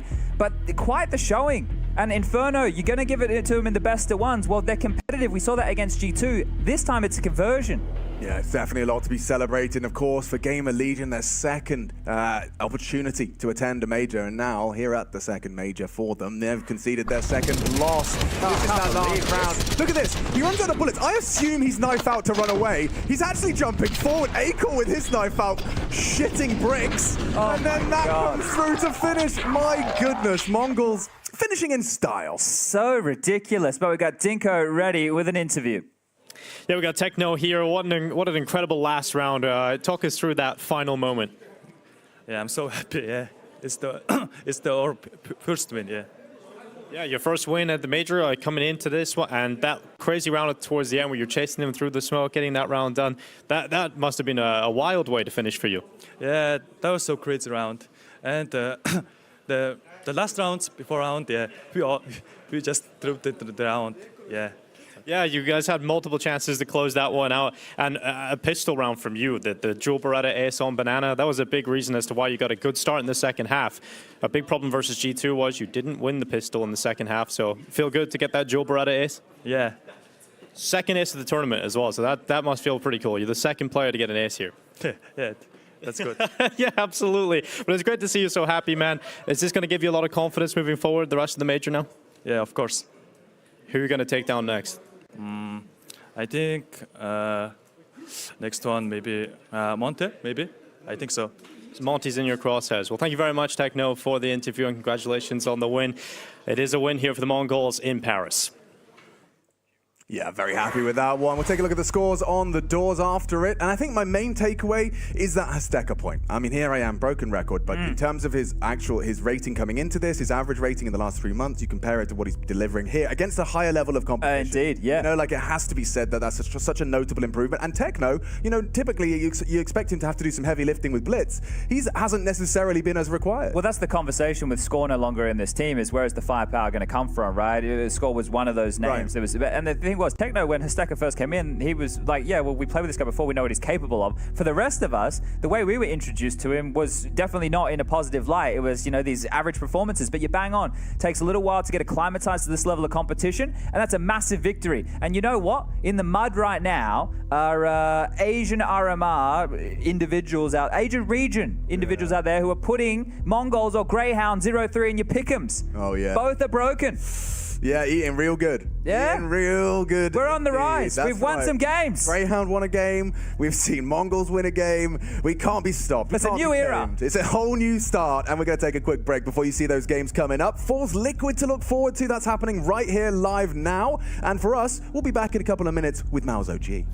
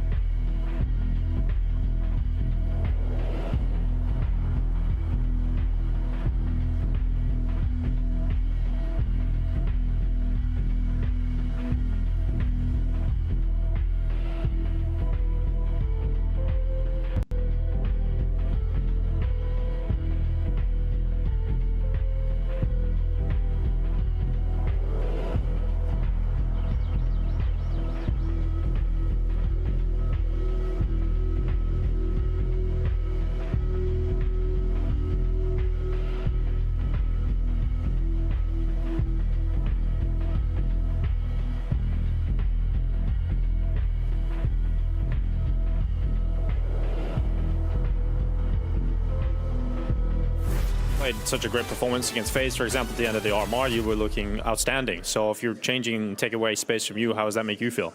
No, I'm sorry if you misunderstood it, but like there is no space taken away from me. It's kind of like, so we have maybe a bit more layer, you know, because if I would not play good, maybe suddenly we would lose, or if Dexter didn't call like tier 1 game, then suddenly, you know, things are not looking great. We didn't have much in the back, you know. Obviously you have Frozen going up with rounds, right? But yeah, I mean, we just wanted to make Torzi and JDC feel more comfortable in the system because they're great players, and we want to showcase that.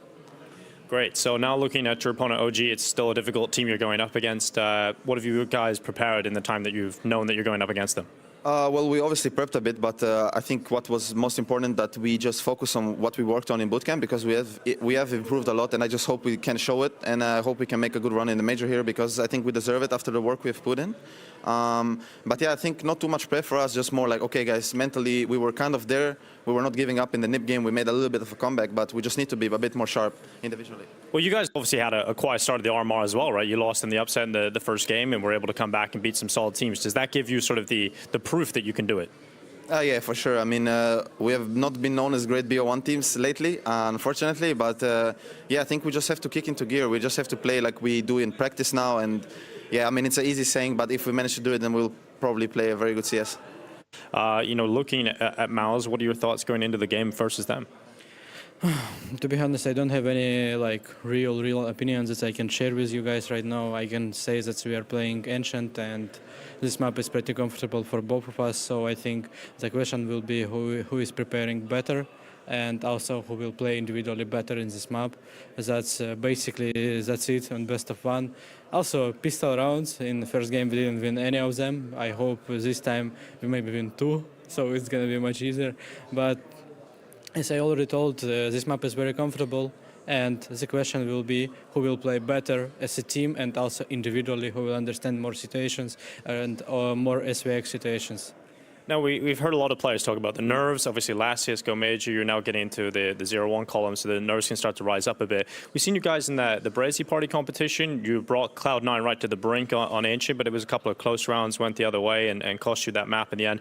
Do you think you guys struggle with composure sometimes? I don't feel like that, to be honest. I just think that, first of all, I'm not getting nervous from first game at least. I just feel like I didn't have time to play the game. When I had the chance, I showed myself. And lately, we just didn't play our Counter-Strike. And on the Brazy Party, we also played very good game. We lost very important 15-14 round when the guy was defusing.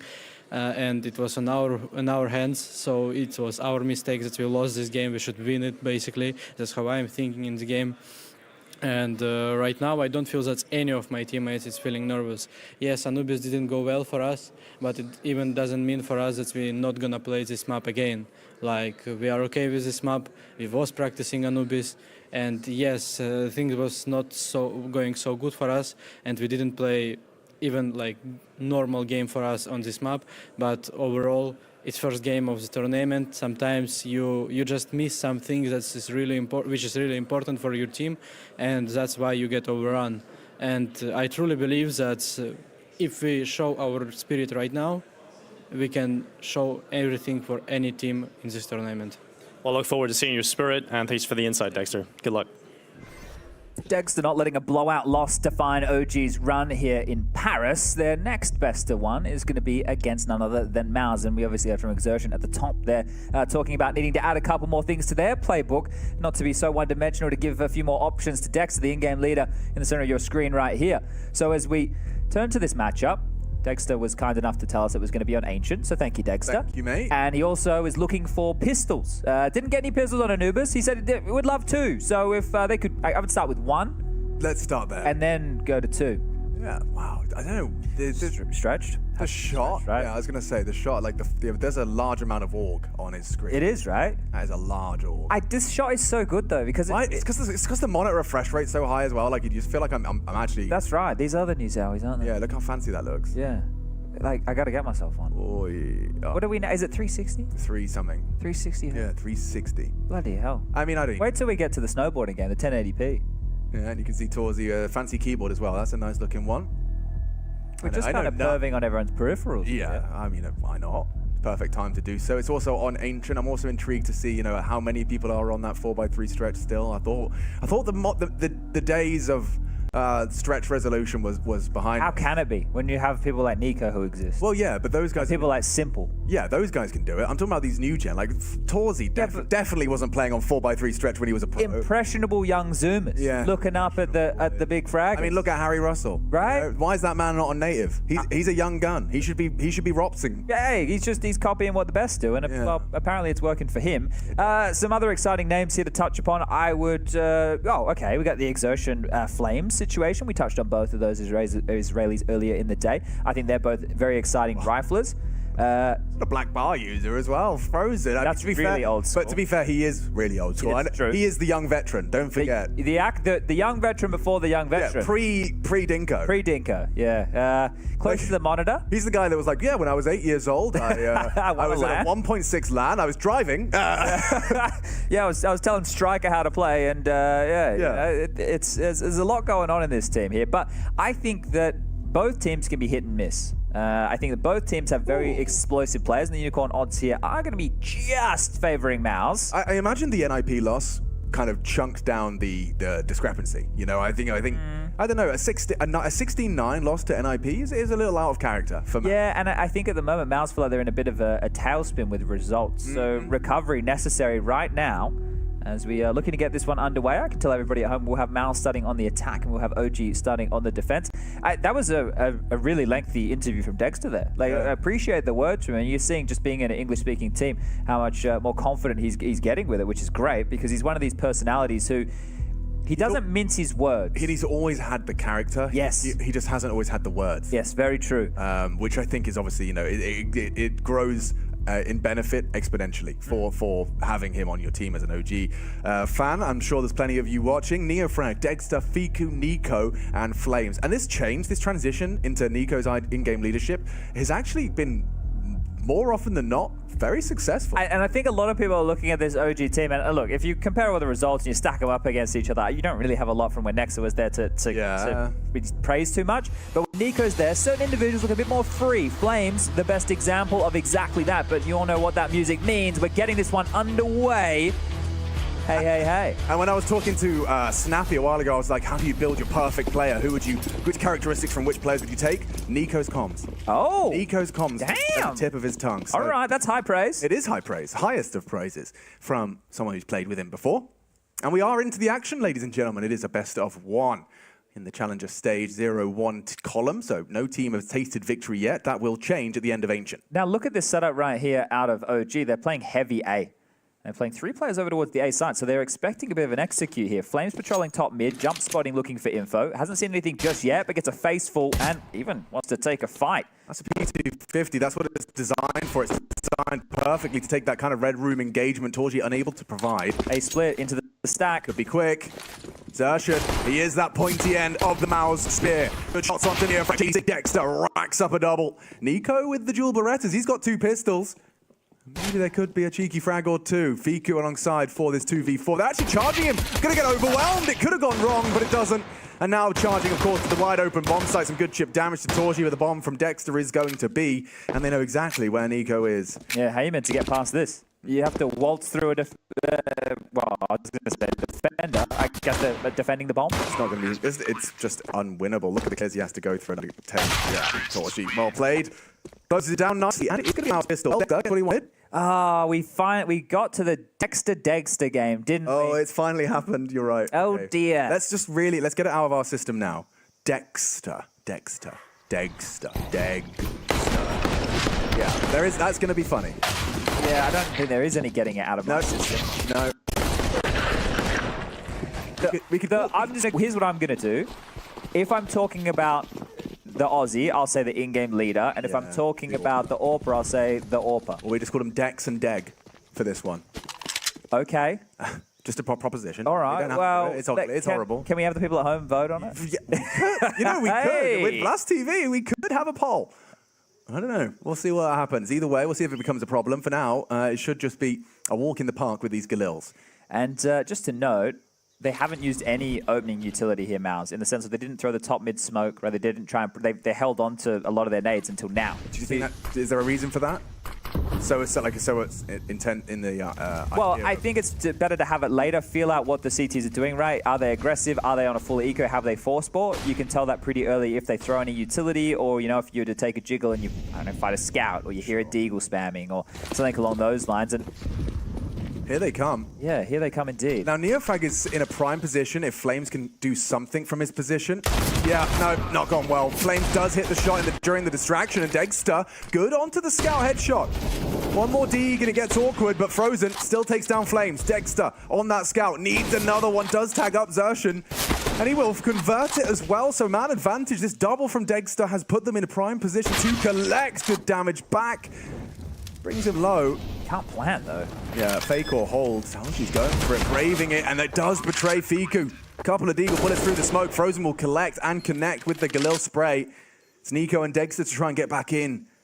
Winnable for sure, especially given Nico providing the headshot onto Torji. He needed to get one there. And it's up to Frozen to come up clutch. OG, a role reversal on this donut defuse. It's Nico versus Frozen. He's going to try to close the gap. Jumps to the Mac 10.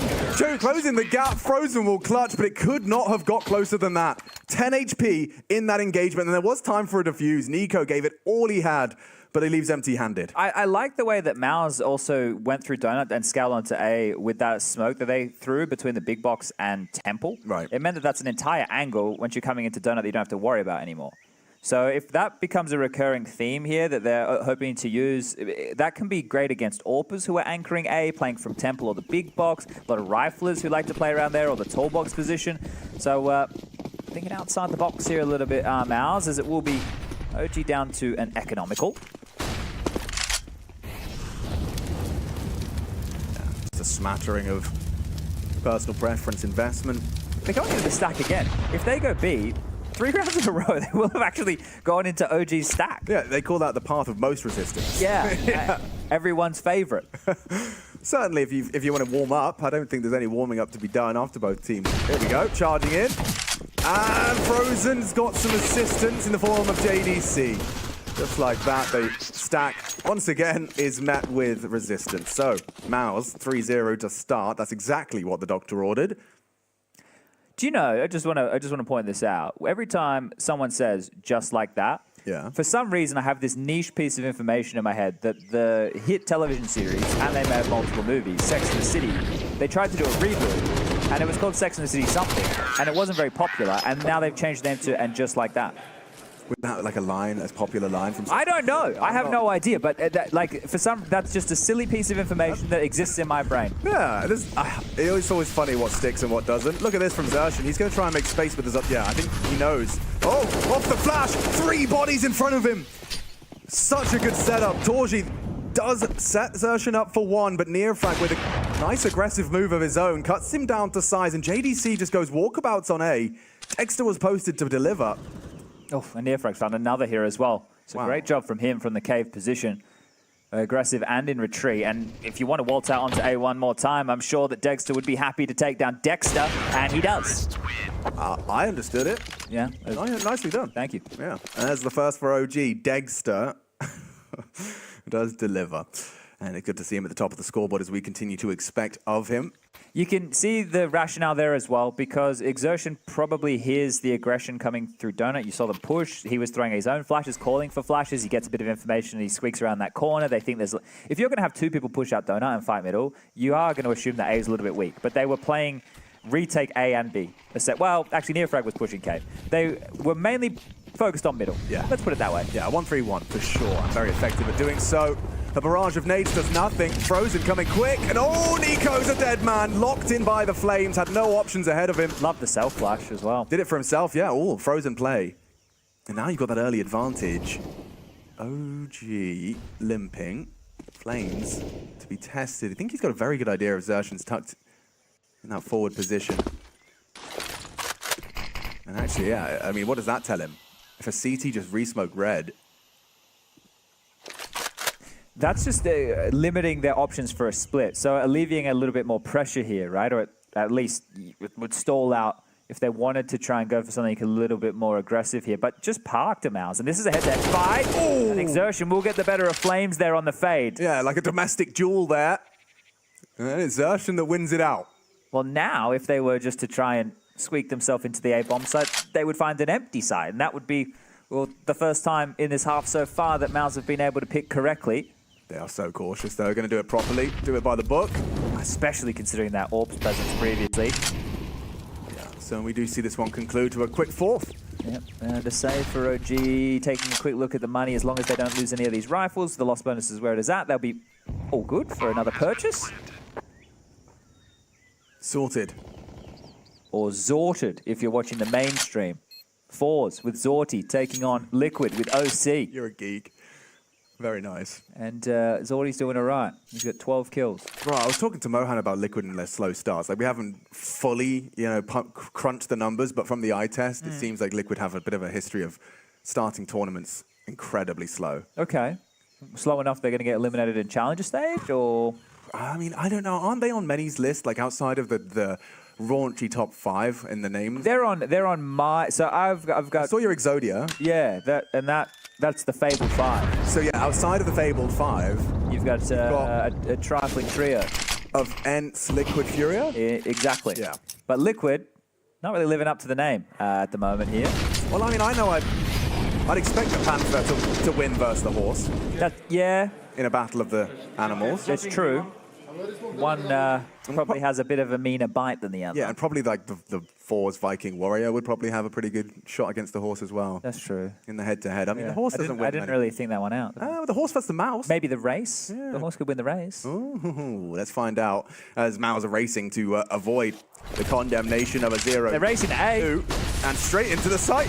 There's a lot of bodies here. Flames. Oh, quick to the draw. Deals with 2 on the floor. Xertion cut down. Double. What was that? The round just ended in the pull of a trigger. Dexter gets the lineup.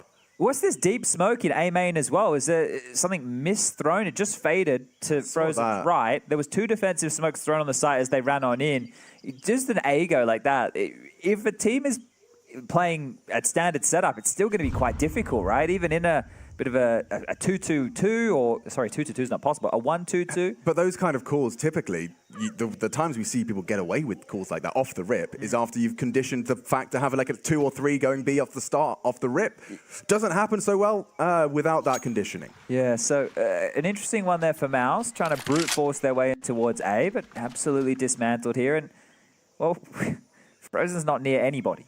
I can teach you everybody how to use the radar. Yellow dot needs to find purple dot. And at the moment, they're in different orbits. You got 33 seconds, Frozen, to hold on to what you've got, or murder 5 people. There's a third option. Oh, yeah. He could just die and not get any kills, or a few kills. Oh, man, what was that? Was that like a minute and 20-second save? It is, but I actually didn't really feel like we were, you know, treading water until the last 10 seconds. Yeah, true. Brownie points to you, Channy. Thanks. Yeah. And there it goes. He holds on. And I'm sure we might be lucky enough to see Dexter's collapse from that temple position, but I think we can all assume how that one went down out the A main area. You can see Flames gets 2 here. The second, not so... Oh, he actually did get a little that assistance. And it was actually Dexter's flash. Yeah. Towards the brokey box, a double comes through, and just like that, a quick slap of his partner in crime. And a very convincing round for their second. OG up to 2. I always find it, I love this site that's been made so you can kind of predict how the matches are going to come next, but I don't ever want to put my full faith on it in a broadcast and say it'll be like this, just in case that it's wrong. So I am going to tinker around with it here a little bit and see what the results may be looking like. Well, yeah, definitely interesting to see which way that goes. I wanted to highlight that Rugger is back behind the boys as well. You can see Psycho from Maus, but Rugger previously was not in attendance last time we were in Rio. We saw Kakafu behind the boys. I did like the energy that Kakafu was bringing. He was bringing energy, yeah, no doubt. But he's the assistant coach. Assistant. Yeah, I mislabeled him as the analyst lot. He's the assistant coach. Because everyone has different ways that they set up their Counter-Strike teams. I kind of just assume it goes like coach, analyst. Yes, but obviously different ways to get it done. Xertion trying his luck out middle here. Do have mid-space again if they would like it. As Frozen towards lane, have redeployed the smoke in cave, and with a slither gap here, hoping that Nico will overset the marking. Straight into the line of sight. Frozen get a cheeky with it. 47 points of damage done, down to 53 health is poor Nico, and I think he's had enough of cave. Yeah, very well handled. Viku with that recovered AK-47. You can see they're all bragging and boasting at one-shot headshot potential now on the CT setup. So not going to be as easy to win these duels straight up by virtue of that weapon advantage. Albeit Nico tagged up 50. That is something to hold on to as they are setting up for a full B exec. Smokes in. Flash is very effective as they do isolate. Got control. Frozen has to worry about that cave flank, and Viku's already taken down JDC. That might distract. The flank from behind as well is good. Frozen caught out. This is too good. Flame catches another straight through the boards, running out of health and hope is Xertion. Nice from Torsi. Eyes on cave. Can he clutch up? Neofrag says no. And that gap now a single round. Well played by OG and making full use of every single player on that site. I loved how quickly they were behind Frozen. Yeah, very quick response time right there. And a nice little one from Flames, a two-piece feed where he didn't even need to see the second player. So handy stuff. And when this young rifler gets going, he is a joy to watch. He's an absolute pleasure. It's one of these things where I don't know if it's weight training. I know all these guys, they love their anime, right? I don't know if they think when they're playing 80 ping from Israel, if they're going, well, we're just doing Goku in the hyperbolic time chamber right now. Yeah, and once we get to LAN, yeah. we'll show everybody how it's done because they all just come on in and they're all great with the rifles. They're so handy. Yeah, I mean, same kind of thought process as the Mongols, but even more so when you're just playing all of those online games at such a just straight, clear, undisputed disadvantage. This is quite the advantage to start. Ooh, near frag. He got caught by the flash, but he will stick around to confirm the round. JDC, his next victim, doesn't quite finish off the job. Caught on the reload, trying to close that gap. It's Frozen on one. So 2 casualties for OG up against this eco. He saw both players, so you can see how this spurred them into the rotation. The biggest issue for OG right now is how much time Mouse have to work with here, and they've been able to get these rifles into their hands. Now, if they were to rotate the long way round, sure, but no rotation needed at all. They take the fight. Nico picked here, and it's just flames him up the final two. So that could have gotten a little bit out of control there if they take Nico down, but not to be the case. Just a couple of titles right there, and they'll put it and draw it at 4-4. Yeah, Flames launching himself towards the top of the scoreboard as well, joining Dexter. Had a couple of flurries of these multi-kills.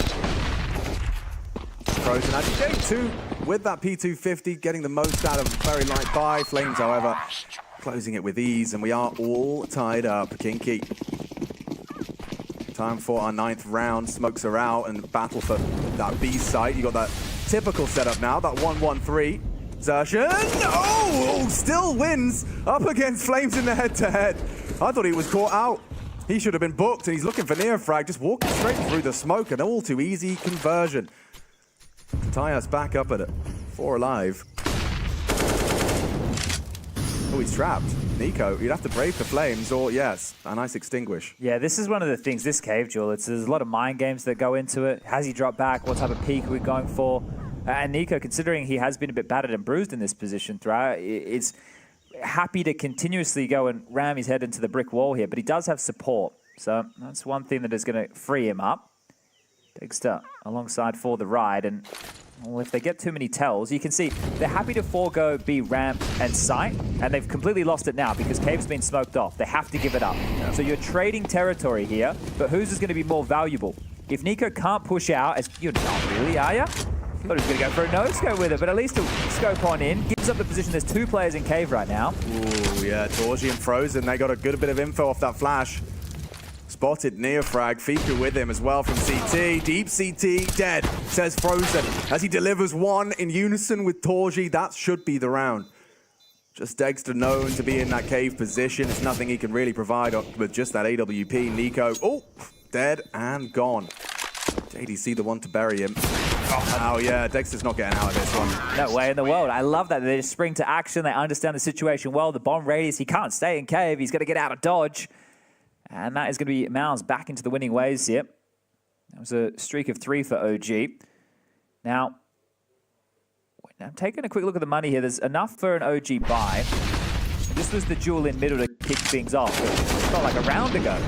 Not the same one that just continued with Frozen and Co. taking these deep aggressive fights down towards the red room. Good shooting. Very good shooting. Xerxon happy with that one. This round's worth 2 for Miles if they can win this.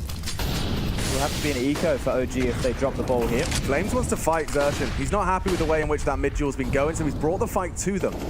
Trying to play around the smoke. Xerxon firing off a couple of shots, gives him the info, knows they're trapped on elbow. Nico's extinguish implies even more support towards that elbow fight. Grenade back. Dex is about to get a kill here on JDC if he lives around this corner without any util. Yeah, but does he need to? That's a nice deep incendiary. Implies there was an AWP posted or someone close. Interesting smoke they've thrown, actually. It was for that exact position. Yeah, so this is a bit of a lurk smoke for them to work with and try and buy them a little bit more space, but wow, they're all going. Done an awful lot. Look at this rotation that it had forced. Now, they've called it off. Flame gets back. There's more pressure being felt, or at least implied by the util, but there's no follow-through. So there's so many questions still, but OG are more than happy to call their bluff over towards B. I'm looking at Neofrag. I think the whole reason that they called that off, it looked like they were charging towards A, is Neofrag saying there's no steps behind this. I'm not hearing anything. He had his ear pressed towards that donut wall. He's slinking out mid here. Bit of a conga line right now from Mouse. They have to get a move on. Yeah, but this is Neofrag in a prime position now to collect. He's going to be forced out by the flames. Oh, weird smoke, good frag. Still a double kill from Neofrag. It's Torji popping off on the AWP. Maybe there's more. From Hungarian, 25 seconds though, and a whole 3 to find. He's got the bomb on his back, but with 20 seconds, I'm not sure what his plan is. Yeah, if he goes red to B, the rotation back to B will be there. He's just going to save in red. All right, fair enough. Right, I don't know what spurred them to, just run into Donut like that, because they threw the molly and they either assumed that he was going to get traded or he'd be in his own smoke, and he was able to find so much impact, even with the mist. Ooh, getting closer and closer here. But it was wild that the smoke didn't extinguish. So he missed it, and then still got away with it. Profits. It may have actually helped him a little bit more, unless it wasn't a missed smoke. Unless he's gone, I'm going to throw a smoke on the right side. Peek on it. And peek on the. I'm not even going to try and build that one there. Yeah. He can tell us later in the interview. Take a look at the AD items. He's frozen top of the table in the server right now with 100 average damage per round. And Neofrag now joining Flames and Dexter in the kill distribution. That's Dexter with an open up. Puts himself right back where he belongs at the top of the scoreboard. Already with Torji gone. They know that's not the usual mid lurk. They'll still be looking to lock out Exertion. Oh, good housekeeping. Oh, yeah. Okay.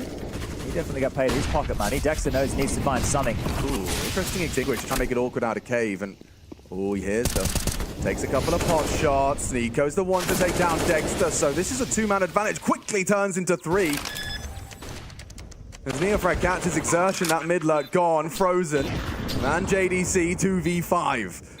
Now 4. Just frozen to try and get this one done. JDC's marooned on the site here. So, yeah, he's gone. Now it's just this frozen conversation. That's not even a conversation. Yeah, you can get a wallbang onto 1, but you will be hard cleared. Dexter to post the AWP into that angle, and there you have it. OG will take the lead.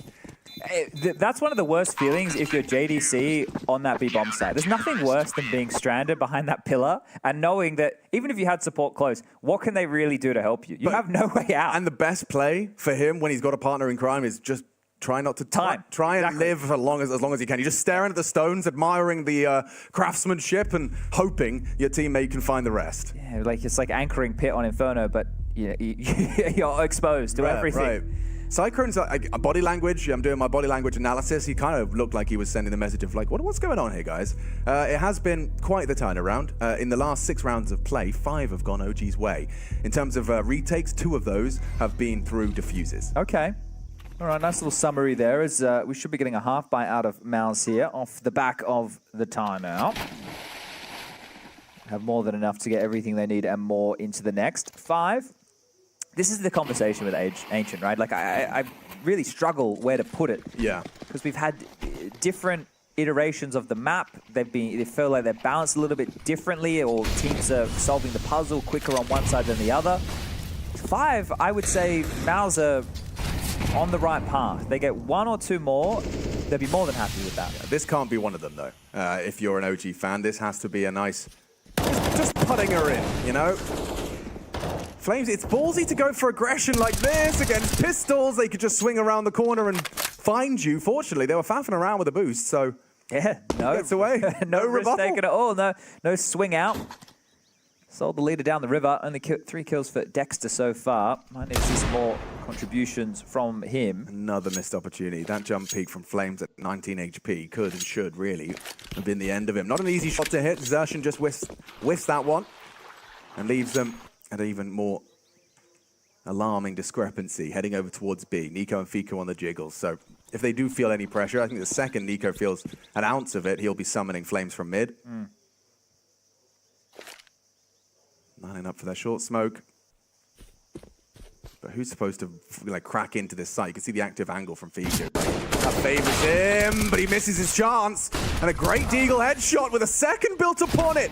OG trying to avoid a red face here, but another one to the face of Nico. JDC's Deagle connects. This is really falling apart now.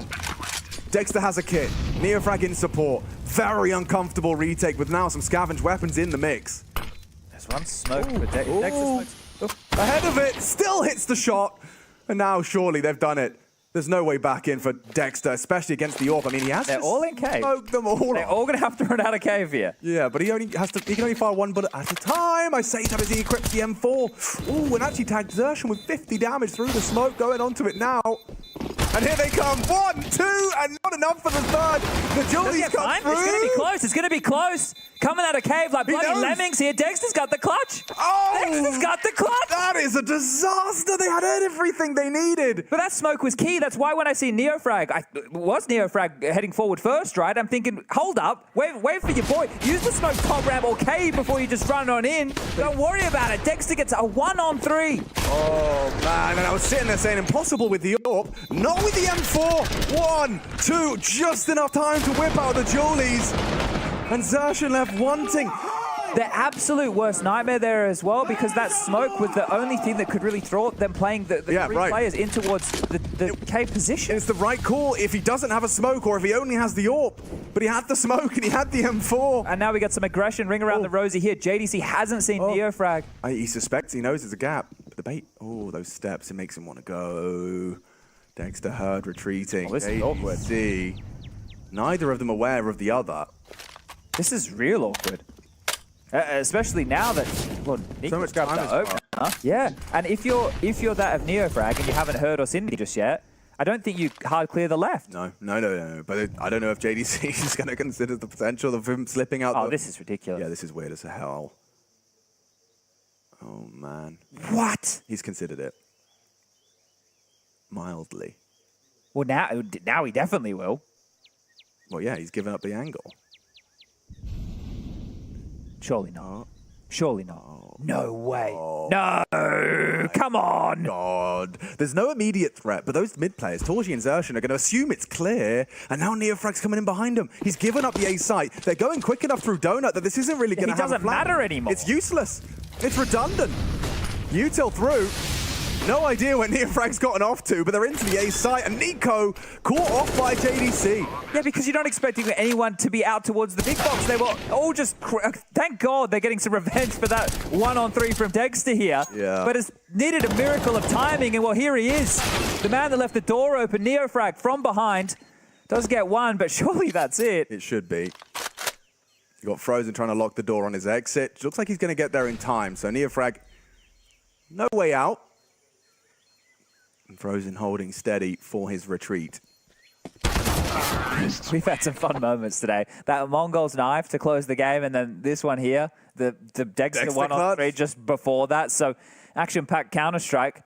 Back and forth we go. Now this is where the damage that was done on the low buy of Mouse hurts even more. Because they got across the line, everybody buys in here with whatever they can to get this full buy. Now you lose to a full gun round, and all those pennies that you spent having to reinvest because you gave away so many kills means that you have one M4 for Dexter and the rest on a couple of upgraded pistols. So that 6 or 7 we were talking about for Mouse, it's destined. Yeah, certainly. I mean, they've got a nice haul already, and it feels like they're going to be hauling ass for a 7th right here. It's a really nice combo that Frozen's throwing. I think the only thing that's really an issue when you're doing that is when people harass B lane with mollies and nades. Yeah. Because he does take a moment to throw that flashbang. Dexter and Nico want to contest Cave, and Frozen is going to oblige. So there's that one rifle. Working wonders, looking for the retrieval. Oh, Dexter's been caught out, and he's lost his life in the process. Now an AK for Dexter, a double as well. They can't lose this one. I mean, if we keep having to sing the praises of Dexter with this, what was the only rifle in play. Nico. He's just turned 1 into 3. Like, he could drop those back. It just, I don't think anybody's really close enough to Brave getting into Cave to try and get these into their hands. He wants to give it to Fiku. Fiku on that Deagle. Oh, Torji. Lucky to be alive just through the floor there as Neofrag has caught Xertion. JDC in trouble. Saved by Torji. Dexter now finally down, but this one's going to go horribly wrong if Torji doesn't clear his corners. Oh, good shot. Very low. They should go down. There should be nothing. Oh, no way. Flames secures it on the double spray, 8 in the bank. And those two, well, that's like the OD side. Yeah, these 3 consecutive rounds have just been crazy. And you can tell that Torji doesn't realize he's out of ammo because he goes for this fight, right? He peers around the corner ready to shoot. He's not going to his pistol. He doesn't realize he's got nothing left. Oy, oy, oy. Well, it's a good half for both squads. No one's complaining right now. A 7th certainly would be something to be celebrated. Just shows you neither team wants to be down in that 0-2 bucket. No, gosh, that isn't it's a horrible way to be going to bed off the first day of play. Look at this one from Flames. He's got so blind. Good one from Neofrag back. And the response from Dexter important. Off the back of the flash, they leave with a man advantage. Could be worse. Look at this duel from Torji on towards Fiku's position. An aggressive defense. We lost Dexter to Nico on cave side, so wins the battle of Jag. This is the problem. JDC. Oh, he's in. He's slunk and slinked. Oh, okay. I thought he'd get caught by the AWP here. Yeah, no, but he's already passed. So now Dexter knows. He's heard the scope. He's heard the scope. Ooh, advantage. Yeah, look, bomb's going back through T-spawn, so it's all about JDC's decision-making here. They're clear for B info. That's Frozen's responsibility. He has to be able to react to this. 1 is good enough. I don't think he's getting anything here. No, he's barrel spotted. Barrel spotted. Frozen. Yeah, covered and eliminated. So they know where Dexter is, so surely Torchi's not going to have his knife out. Oh, dear. That's an odd one. You know he's heard that. I'm sure the information was relayed. JDC likely warning Torji of that, but bringing the bomb through was no real hurry either. If he was running like that, you know that the lurk's got out somewhere. You know that he has more space than he should do, and Fiku's going to finish it. JDC goes down 9-6 at the half. OG, they recovered this CT side. The pistol round loss doesn't hurt them at all, and we're going to a break to conclude the final match of the day.